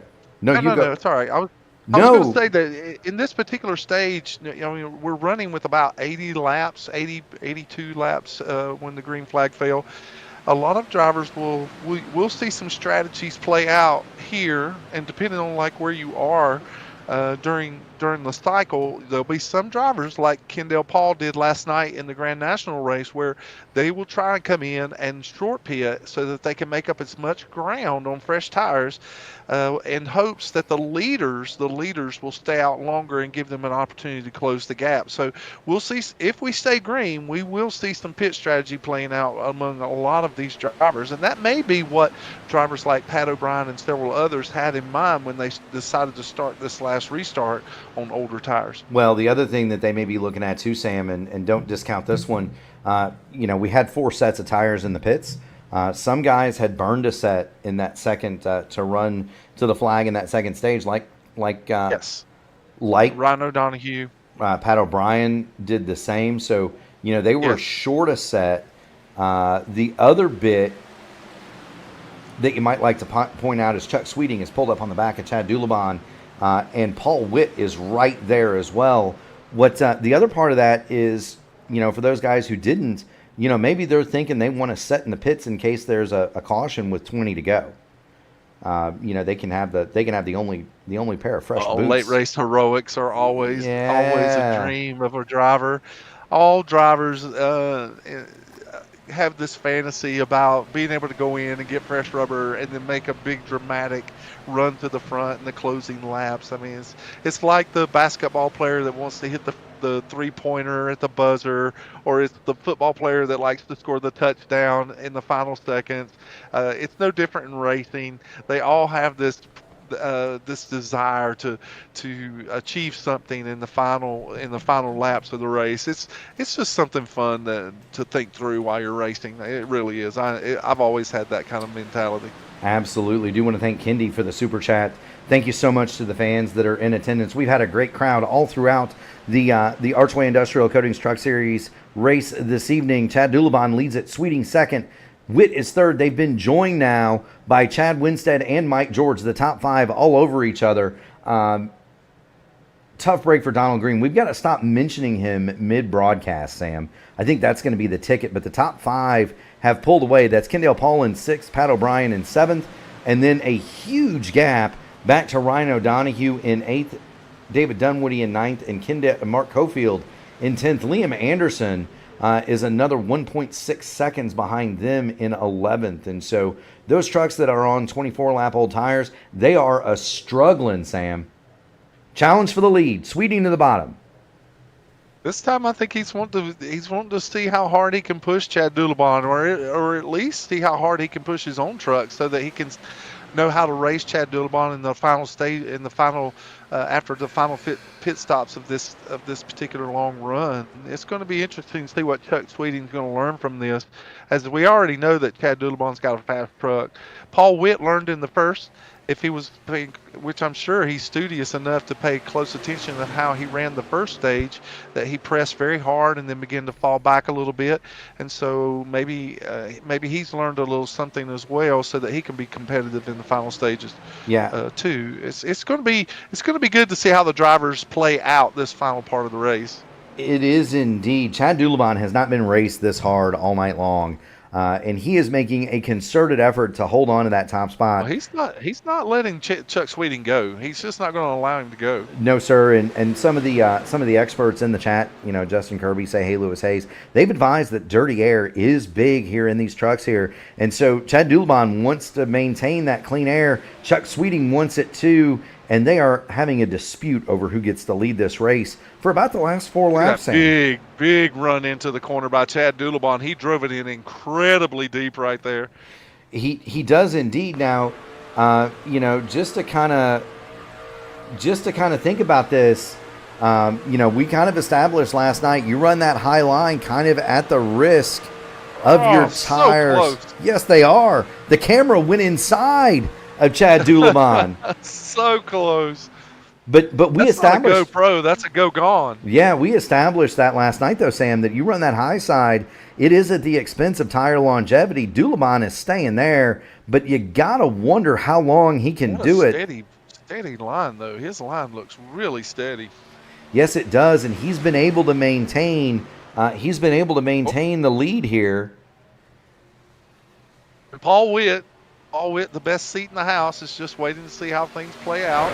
This actually works in his favor. He's drafting here and getting a little draft air off of the trucks in front of him. He's able to just pace himself. He's not really having to push the truck, as we see Chuck Sweeting finally get by Chad Dulabon.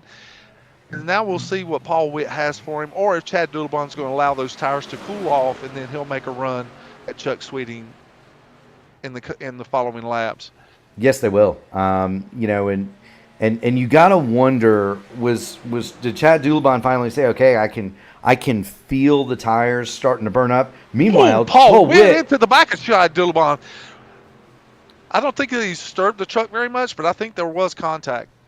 Yeah. Oh, there was definitely contact. We're gonna get on board with Paul Witt and have a look at the back of the Jack Daniels old number 7 machine for Chad Dulabon. And look at how loose Dulabon is. He's going to pull it right up to he's going to try to pull it up to the outside of Chuck Sweeting. Meanwhile, Paul Witt is under fire from Mike George.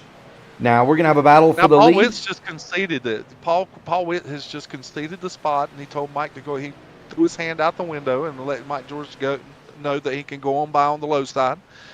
Chad Dulbon's had a couple of laps to let the tires cool off, and now he's taking advantage of the low line. We'll see if Chuck Sweeting.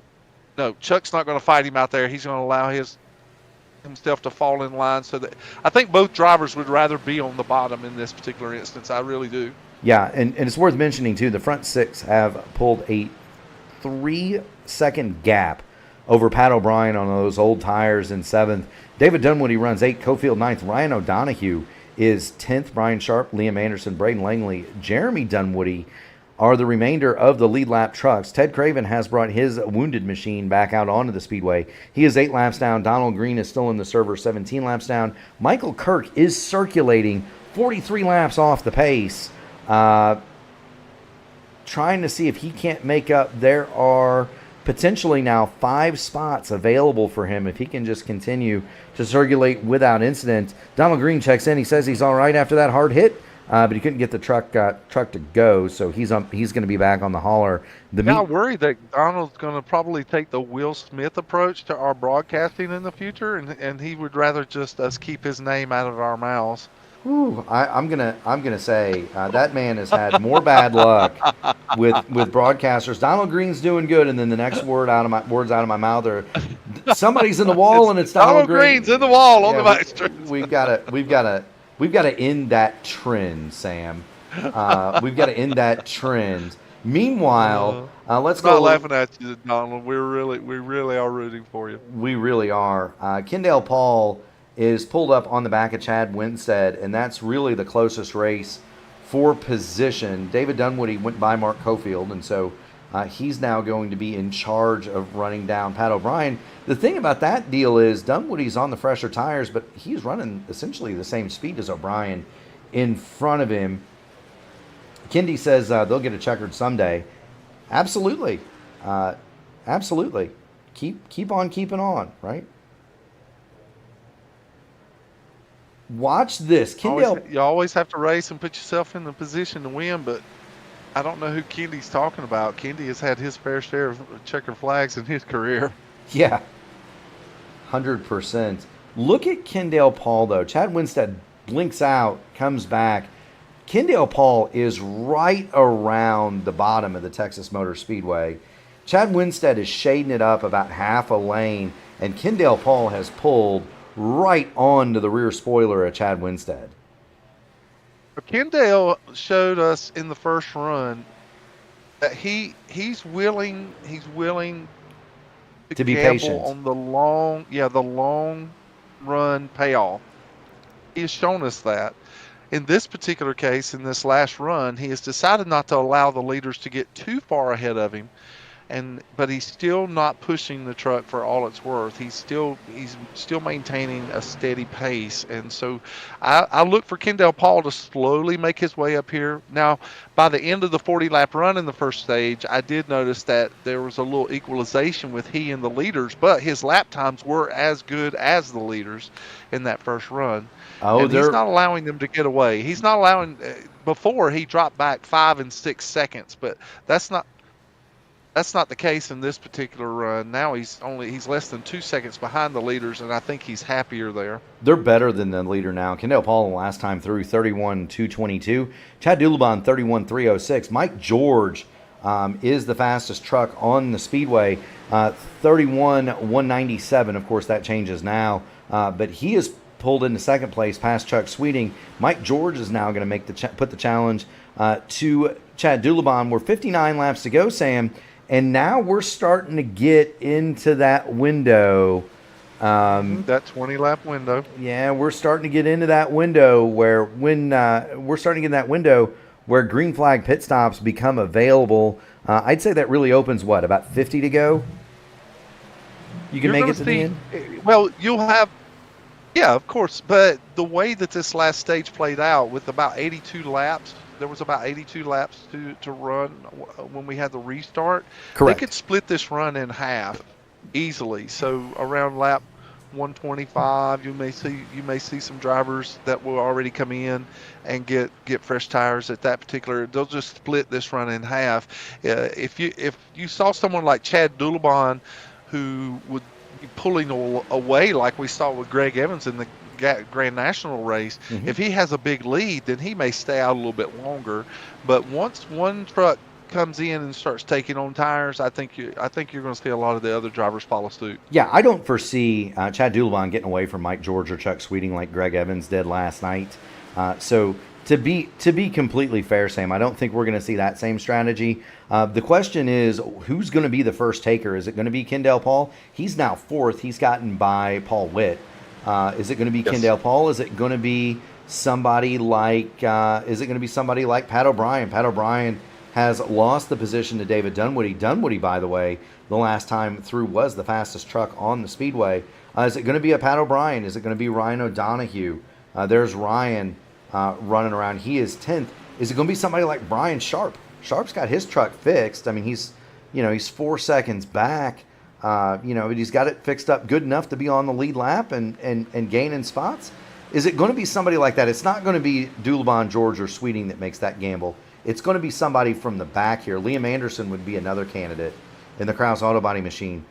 Same for Braden Langley, Jeremy Dunwoody. As soon as you go a lap down, you come in for fresh tires. I mean, that's just a given. Yeah, for certain, sure. And these guys back here, Braden Langley, Jeremy Dunwoody, they're 2/3 of a lap down. They're 20 seconds behind the leader, and it's about a 31-second lap and change. So they're 2/3 of a lap down.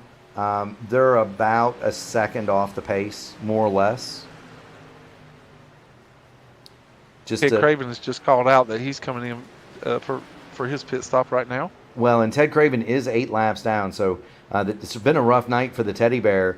And he may just be looking at it like, okay, how many laps do I need to run to protect my position from Michael Kirk?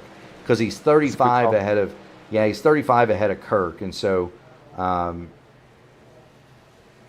he's been out there for a while. He'd have to go another, he's going to have to go another 20 laps or so, I think. Liam Anderson just announced his pit stop. Yep, and let's watch Liam Anderson bring this truck into the pit lane all the way down before turn number 4. He did not try the hot entry. So here comes Liam Anderson. He's going to be the first of the lead lap trucks that hits the pit lane. Liam Anderson from 14th. He's going to go a lap down, and maybe he'll be 2 laps down just by the time it's all said and done. But we're going to watch. He gets side goggled into the pit box, but he doesn't lose any time there, Sam, thankfully. Side goggled? Side goggled. Man, that's a new one. I haven't heard that one. Well, it's better than cockeyed. Anyway, the 18 is down off the jacks. He's going to get back down pit road. Liam Anderson, and we're going to follow this. We want to see where he blends out, Sam. Or wampified. As my 5th grade teacher, Mr. Burns, used to say, cattywampus. Cattywampus, Sam. Cattywampus. Yeah, I've heard that one too. Yeah, there goes Liam Anderson back out. Let's see where he blends in, Sam. He's 2 laps down. He is going to come out. Whoa, and he spins it. He gets into the inside wall. Liam Anderson, he shakes it just to see if it's okay.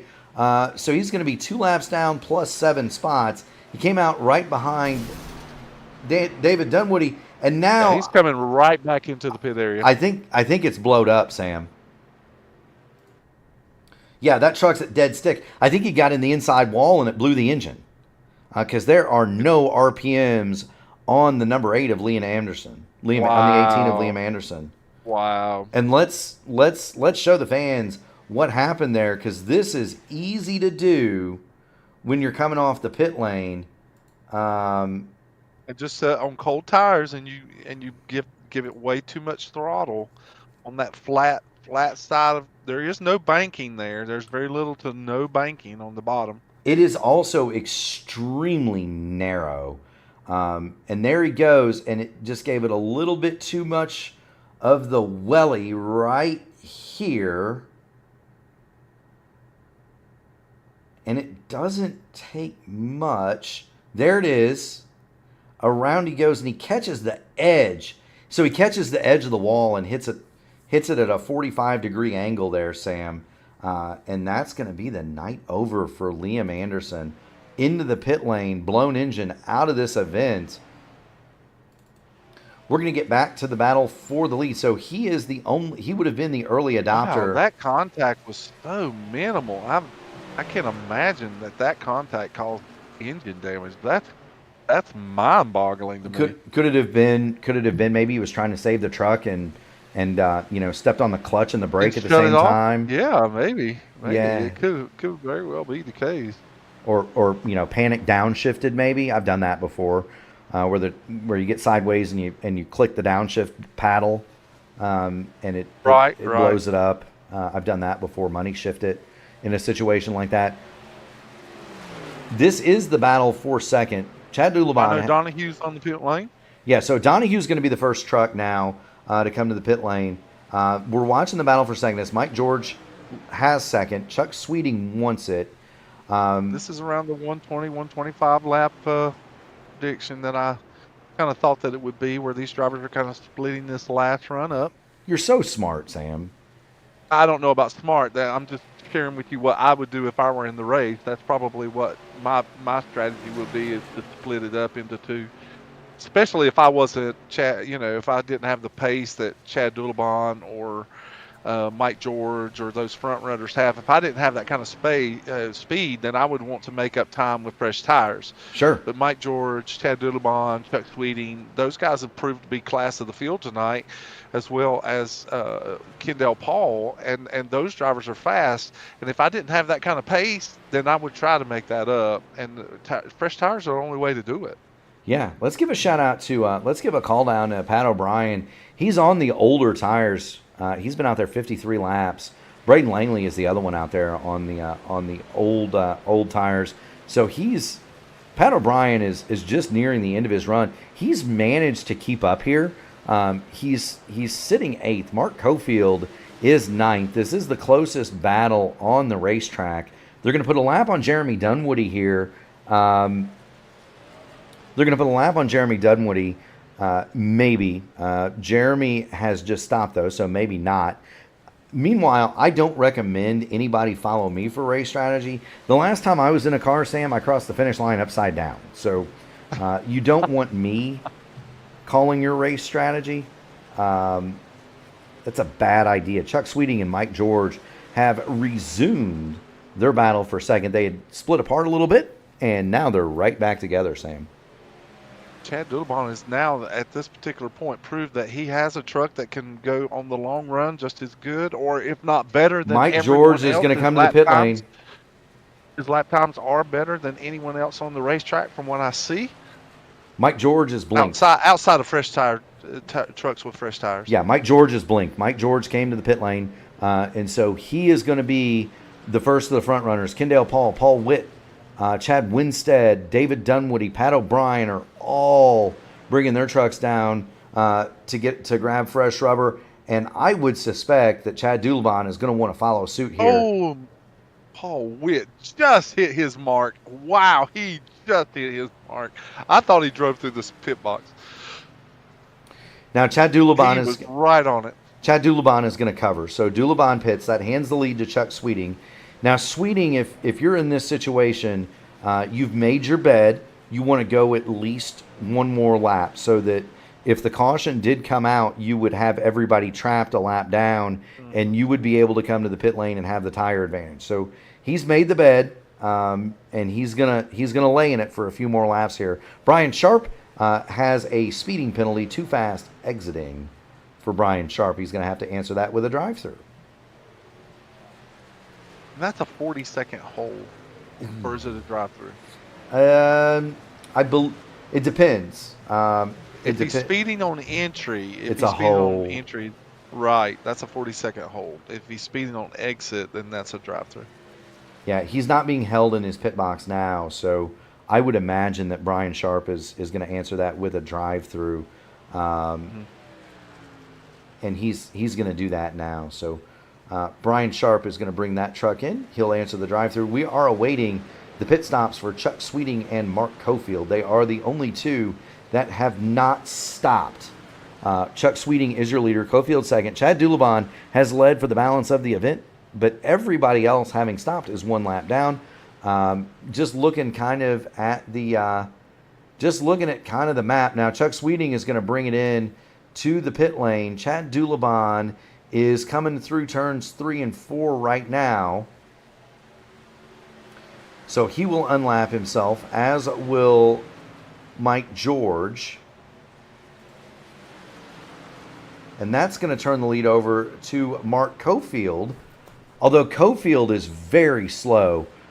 He's like 2 seconds off the pace, Sam. He is gambling on that caution. And why not? Well, if you feel like different drivers will have different strategies that they want to play out. I was sharing with you just what my thought processes would be if I were in this race. And I do want to say, in Liam Anderson's defense, as he was coming off of to digress back to what we were talking about earlier, is that when Liam Anderson was driving off of the pit lane and down on the apron coming off of 2, and he lost the back of the truck and hit the inside wall. Mark is right. That is a very easy thing to do if you're not careful on cold tires. I was leading a race at Rockingham just the other week, and as much as I love Rockingham, and I was pulling away, I had a big lead. Green flag stops. I pulled out of the pit lane on the bottom coming out of 2. Looked at the relative for just a second to see where my closest competitor was, and when I did, I gave it too much throttle, and the next thing I saw was the outside wall in the end of my night. So it's a very easy thing to do. Mark Cofield too fast entering, and so he's going to get the dreaded 40-second hold. When he comes off a pit lane, though, Sam, remind me to cut back to Mark Cofield, because I want to show the fans just how narrow pit exit is here. Chad Dulabon is going to be your leader. The fight, though, and it is a fight, is second through fourth. Chad Dulabon's 2.5 seconds clear of Mike George. Mike George has a rearview mirror full of Paul Witt. That 40-second hold, it should just be a 40-year hold. Yeah, I just don't think that there is a more heinous, mean, torturous penalty in all of iRacing than that 40-second hold for speeding. Yeah, I really don't. It is torturous. It needs to be a drive-through. I agree, and drivers have been begging for it for years, but they will not change it. Okay, so here's what we're looking at. Watch how narrow this is as Mark Cofield comes off of here. Oh, Paul Witt in the wall in 1. Oh, he saves it.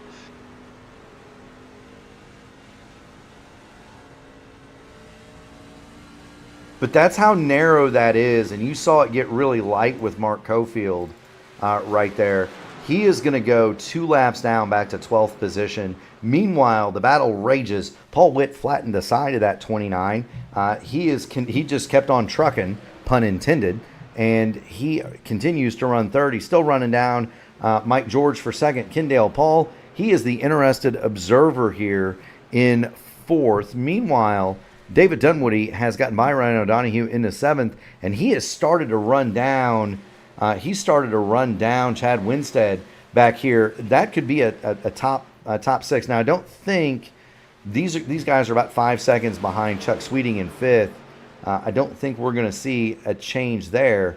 I don't think we're going to see anything in the top 5 for these guys, but they're going to have a battle for 6. Meanwhile, Paul Witt, Mike George, and Kendale Paul, they might not win this thing, but they're gonna have a dispute over who gets to run second here, Sam.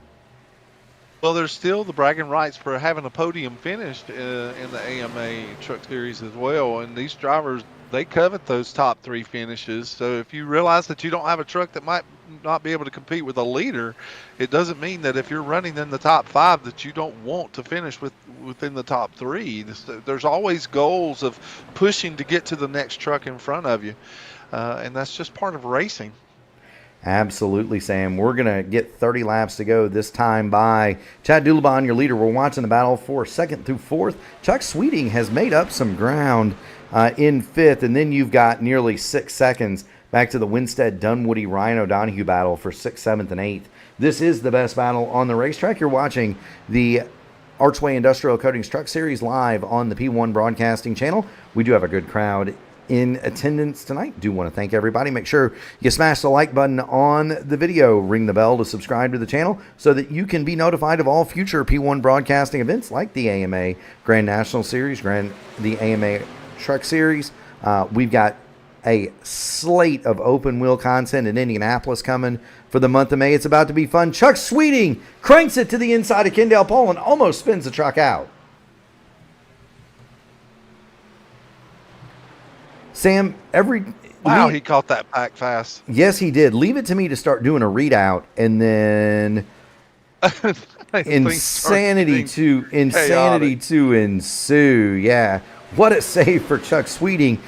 Meanwhile, he doesn't let that discourage him. He's going to start challenging Paul Witt. Now, Chuck Sweeting does have a 4-lap tire advantage on the trucks in front of him, and he's going to want to make good use of that. Chuck Sweeting, the last time through, was also 0.3 of a second quicker than Chad Dulabon. He's going to get by Paul Witt, and it's not going to be long before he gets by Mike George either.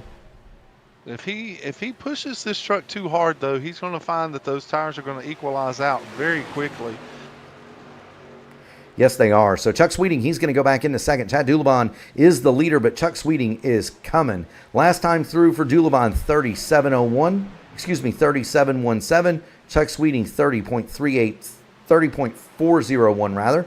It takes a minute for this to update. So not only is Chuck Sweeting coming, and not only did he get to second, but he chopped out almost a second of Chad Dulabon's lead. It was ballooning up to 3. Now it's down to nearly 2. Chuck Sweeting is coming. The problem for Chuck is that speck up there. That's how far he's got to go, and he's got very little time to do it.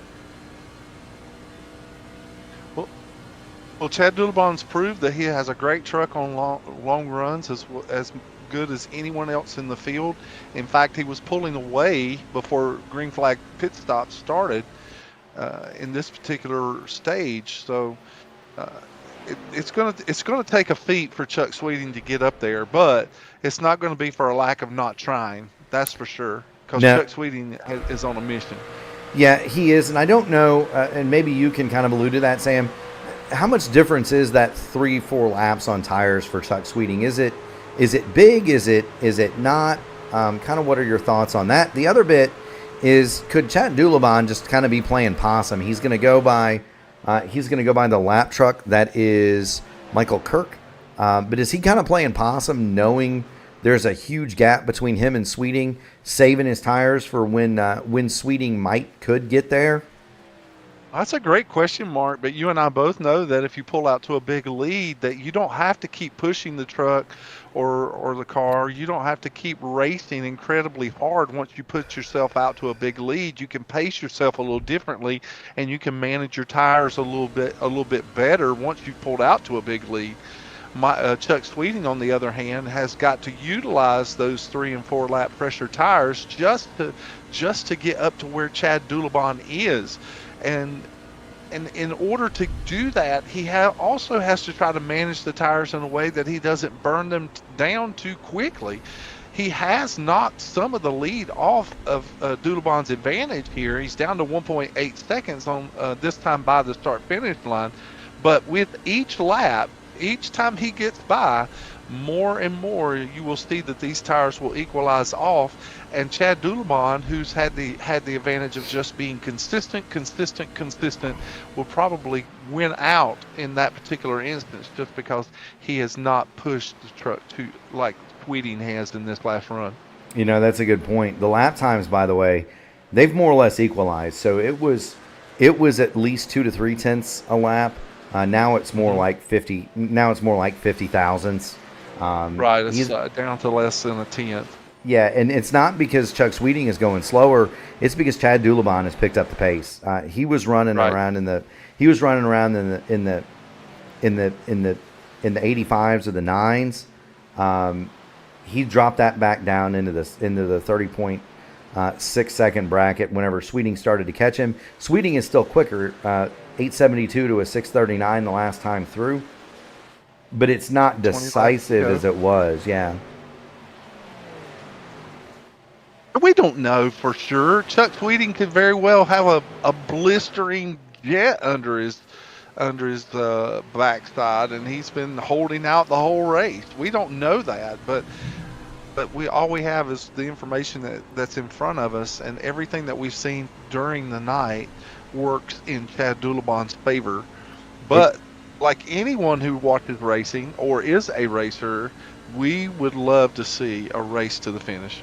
We would, and you never know. Now, here's Michael Kirk. Yeah, we're watching from the inside of Chuck Oh, he Sweeting. gets loose! Wow, they almost make contact. Kirk still has a handful of that. Yeah, truck we're gonna need to get out of Chuck Sweeting's truck, and we're gonna need to go look at Chad Dulabon, and we're gonna grab the replay of that incident.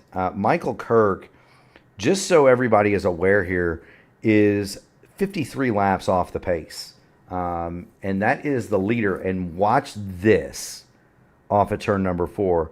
Back end starts to come around, and my goodness gracious, they don't. It was so close. Yeah, they don't touch, but they get doggone close to it. You know, and I can tell you what's going through the mind of a Chad Dulabon, who's a leader in this particular instance. He's pulling up on a truck that is multiple laps down, and he's thinking to himself, and he's probably yelling at the windshield, why is this guy this low as the leader is coming by to pass him? Whoa. Oh, and now we see Kirk go through the infield again. Yeah, Michael Kirk goes to the infield. He is not going to get a piece of the pit lane. No caution. We keep on trucking. Michael Kirk does catch a piece of the pit lane, so black flag for Michael Kirk. He has made up every spot available to him. He will not be able to pass Liam Anderson. So there's 18 laps difference between Kirk and Anderson with 17 laps to go. Michael Kirk cannot make up any further positions. It would be a sporting thing to do at this point for him to call it, wouldn't you think? Well, the sportsmanship part of it would be a big factor. Yes, it would be. Chad Dulabon is the leader. Chuck Sweeting is second. That is the battle. We're watching it unfold because Sweeting is still a tick faster. He's just a tick faster. Yes, he is. We're going to get in the passenger seat and look at it. He's got it down to 0.9 of a second now. So that at one point, that at one time, that 3-second lead has now just about evaporated. It's down to 0.9 of a second. Well, down less than that. It got to 3/4 of a second there very briefly through turns 1 and 2. Chuck Sweeting is coming.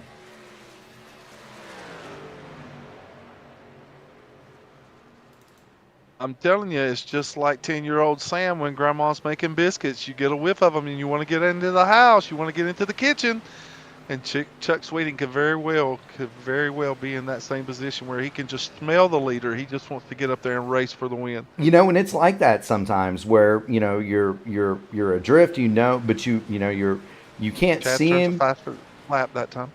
Yeah, I mean you can't see him, but you know you're a little bit faster. You can see it in the relative, that advantage decreasing, and then you can see it when you start to visibly see it. When you can see him and you can see that you're catching him, that puts the bit between your teeth, Sam. But Chad Dulabon has responded. These last 10 laps in a 40-lap run, Chad Dulabon has been consistently all night long. The last 10 laps in a 40-lap run, he has been the fastest truck on the track.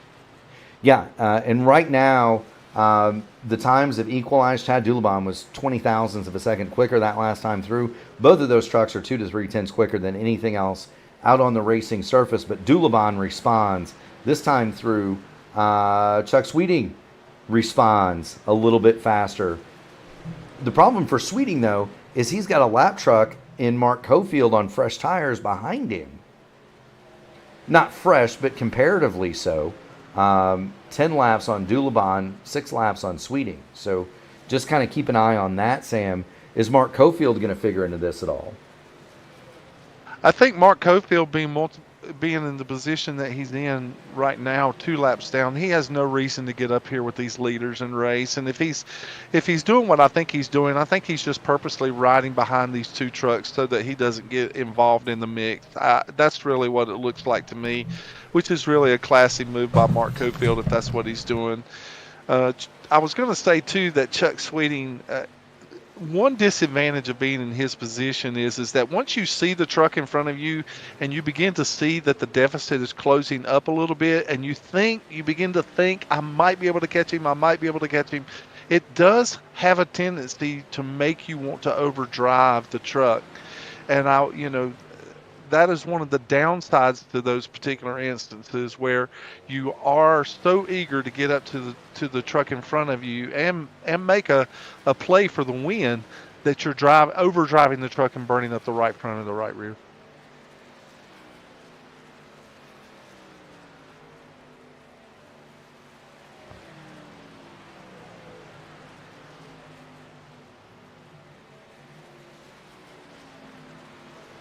And their lap times were almost identical that time coming by.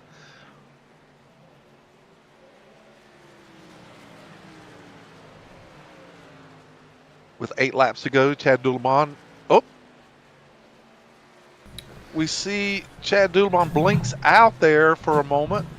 And that would be a shame. Now Chad's actually moving up the racetrack.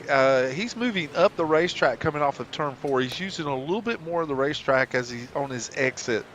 I was going to say, Sam, I saw that. Seems to be working for him a little better. I was going to say, I saw that blink, and I thought, my goodness sakes, don't blink out and have a latency. I've had that happen. I mean, if it's going to happen at the beginning, terrible. right? Don't do it at the end when I'm leading and driven beautifully and within sight of the flag. Don't do it then, right? Oh, it's terrible. I lost a race at IRP, a Grand National race at IRP one time that way. I was coming off of turn 4 to take the checkered flag and disconnected. Yeah, that has to be lap. just so incredibly frustrating. Gut-wrenching. It's Yeah. gut-wrenching. The advantage is now back to a second for Chad Dulabon over Chuck Sweeting. There are no battles for position on the Speedway, so we're just going to focus here on the front 2. We've got them both in the picture, but Chad Dulabon has this one firmly in hand. The lead anywhere between 9/10 and a second for Chad Dulabon, so he's got some room to play. We've got 6 laps to go in this one. For those of you scoring at home, that's 9 miles at Texas, 1.5 mile track. This one got a lot more. And contrary to popular belief, miles are not longer in Texas just because everything's bigger there. Touche, Sam. Touche. A poet. A poet in our midst. And I didn't know it. You did not. 5 laps to go now. Braden Langley is going to stay high. That's not going to take any of the air off of Chad Dulabon, so he's going to get clear. He should get clear of Braden Langley going through turns 3 and 4. Langley is going to stay high. Matty Wagner goes up the racetrack. Yeah, Matty Wagner is going to check into the tat. He says Texas. I would have thought he would have been buried deep in Indianapolis set up by now, but exclamation pace laps -1. Just I have to chuckle at Matty. I love that guy so much. He's so much fun. But Braden Langley does the right thing. He gets out of the way. So Dulabon now working down the back. He's going to have 3 laps to go this time. Big run into 3 and 4 right there for Chuck Sweeting. Yeah, he really stuck it in there at that time. Chuck's not letting this go. And he just shaved another 10th off of the lead off of Chad Dulabon. I've not seen him drive the truck in that deep all night long, and he stuck it in there. Yeah, you can visibly see it on the out of the bumper cam from Chad Dulabon. The nose of that 75 sliding across the track as Chuck Sweeting hunts for purchase for those Goodyear tires, but it's just not going to be enough. He's trying, but he's going to run out of laps. And Dulabon is another faster lap.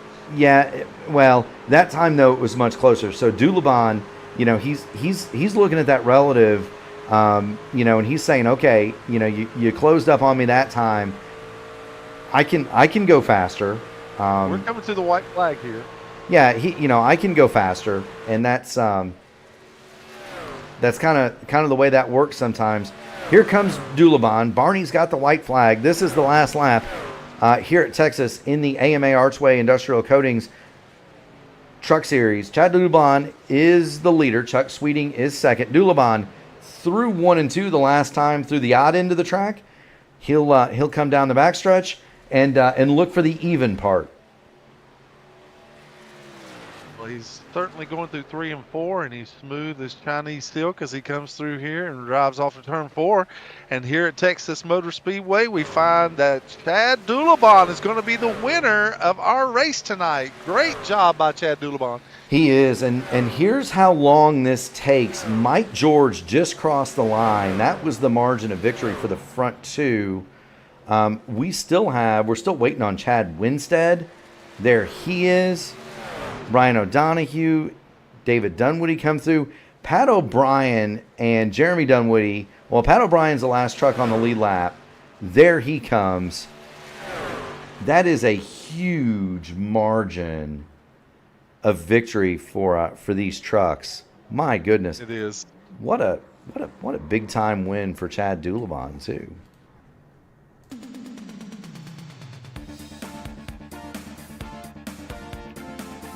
And at the Texas 250, Chad Dulabon is your winner. Chuck Sweeting second. Mike George, nearly 7 seconds behind the front duo, will claim the bottom step of the podium. Kendall Paul is fourth. Paul Witt is going to round out the top 5. Chad Winstead, Ryan O'Donohue, David Dunwoody, and Pat O'Brien, they're the remaining cars on the lead lap. And how about Jeremy Dunwoody? Jeremy is going to bring that truck home in 10th, 1 lap down. How about that? In 11th. Jeremy, yeah, that's really surprising. Jeremy with that great finish. Yes, it is. Braden Langley is going to be 11th. He fell so far back. He fell so far back from the leaders. When I thought that he had fresh tires, but he still managed to get a top 10 out of that. Great job. Yes, he did. Braden Langley is going to come home in 11th. Mark Cofield, Brian Sharp, Ted Craven, Liam Anderson round out the top 15, and then it's going to be Michael Kirk, Donald Green, John Hutchins, Keith Graham, and Ken Holland back to 20th. In 21st, Jason Southern, Nico Maines, 22nd. Jalen Story is 23rd. Billy Elwell, Greg Evans, and James Hodgson did not take the start. They will be credited with 24th through 26th. Man, Sam, I'm about out of breath. We keep having these banger races, my friends. AMA's been putting on a great show week in and week out. That's really good. It's good racing to see these guys going at it, and there's some quality talent in this league as well. So I've enjoyed these races. I have thoroughly. And we're going to enjoy some interviews. Mike George, you've got Mark and Sam in the P1 broadcasting booth. You got a copy, sir? Sir? Yeah, Mike. It's Mark and Sam in the P1 broadcasting booth. You got a copy? I do. Well, I'll tell you what, you had an eventful night. You went to the front, to the back a couple of times.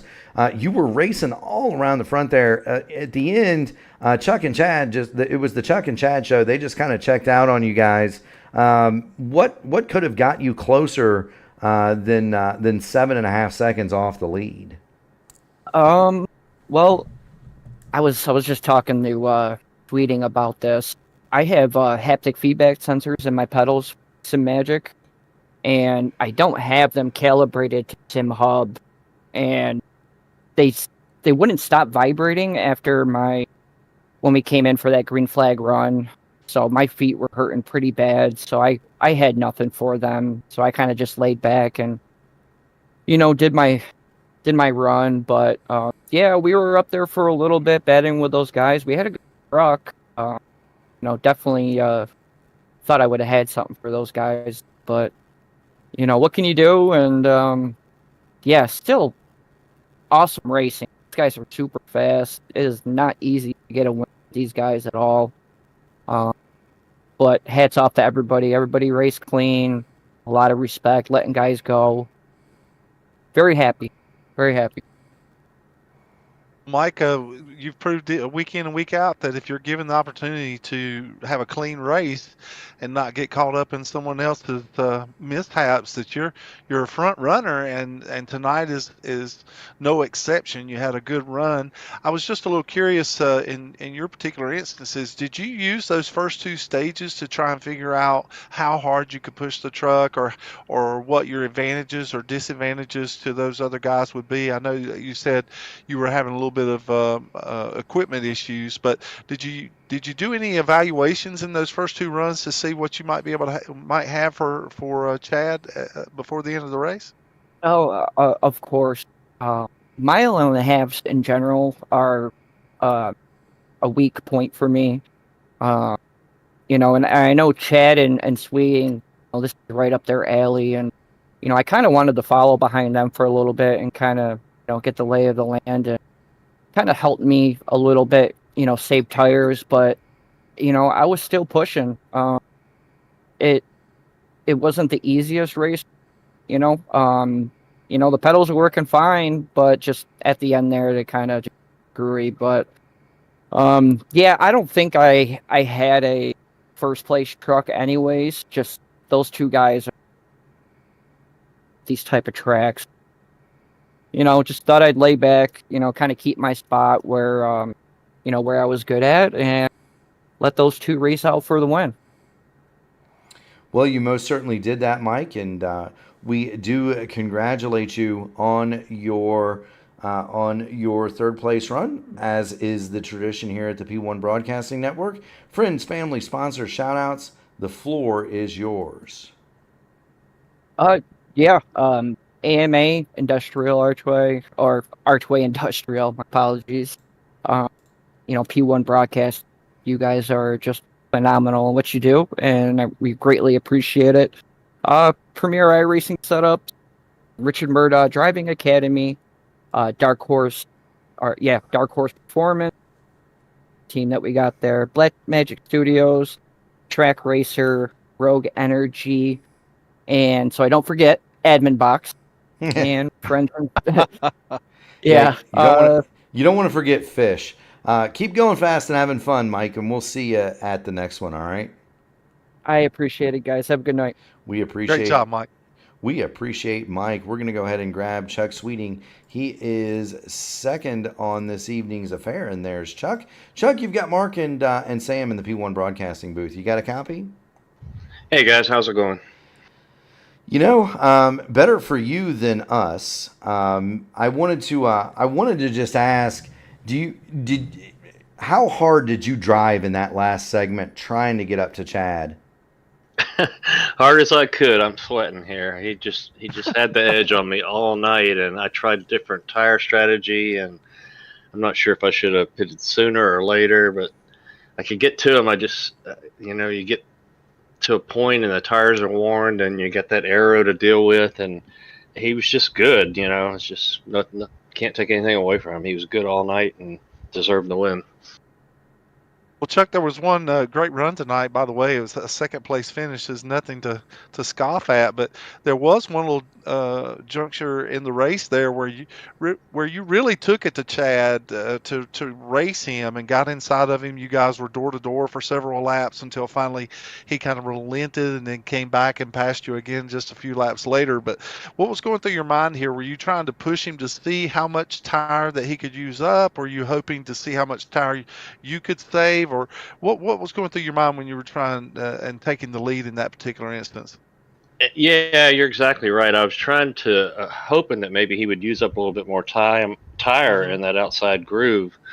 It didn't seem to really affect him too much, so I was kind of trying to hold him out there for a few laps, and I did. But then, he got back by me and went on to his usual 2 or 3 second lead there. So, you got to try what you can when you can, and that was my opportunity. It didn't, I couldn't do anything in the first segment, and so I thought I'd try that. And, like I say, the guy was just good tonight.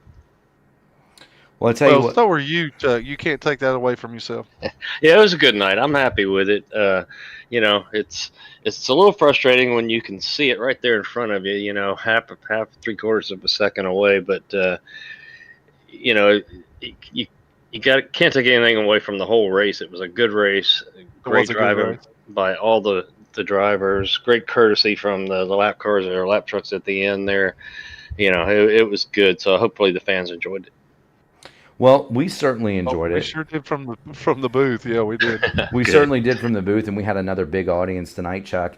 And a lot of them are still here. So, friends, family, sponsors, shout-outs. The floor is yours, my man.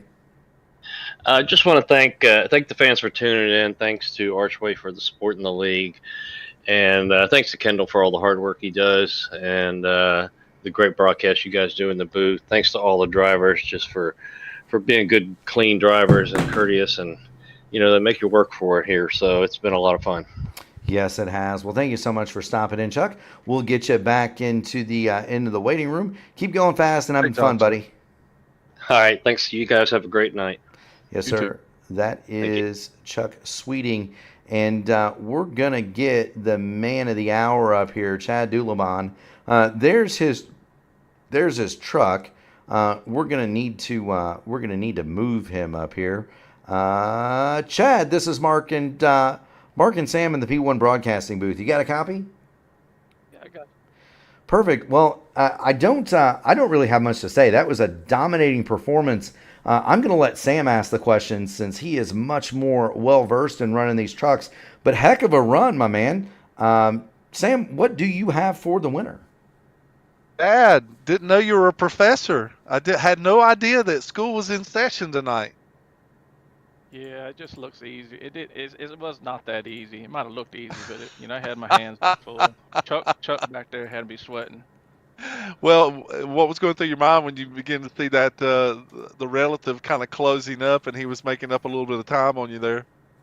Yeah, I was watching him the whole time. I was trying to, run. Were you pretty conserving? hard.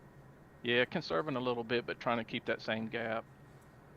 I think one of the main questions that I would really have, of course, you were really strong tonight. You proved even when you were racing for the position with Chuck, you two were running door to door. Great craftsmanship for you drivers and showing your abilities. But there was one instance where you caught a lap truck running into the final laps of the event, and I was just a little curious what might have been going through your mind when that lap truck was taking such a low line and pinching you to the bottom there as you're coming off of 4. Yeah, I was watching him a couple laps ahead, and then when I finally caught him, these trucks, or mine in particular, was kind of loose up off the bottom, and I caught him just right at that point. When your knuckles turn white, you know what I mean? Kind of caught him at the wrong spot.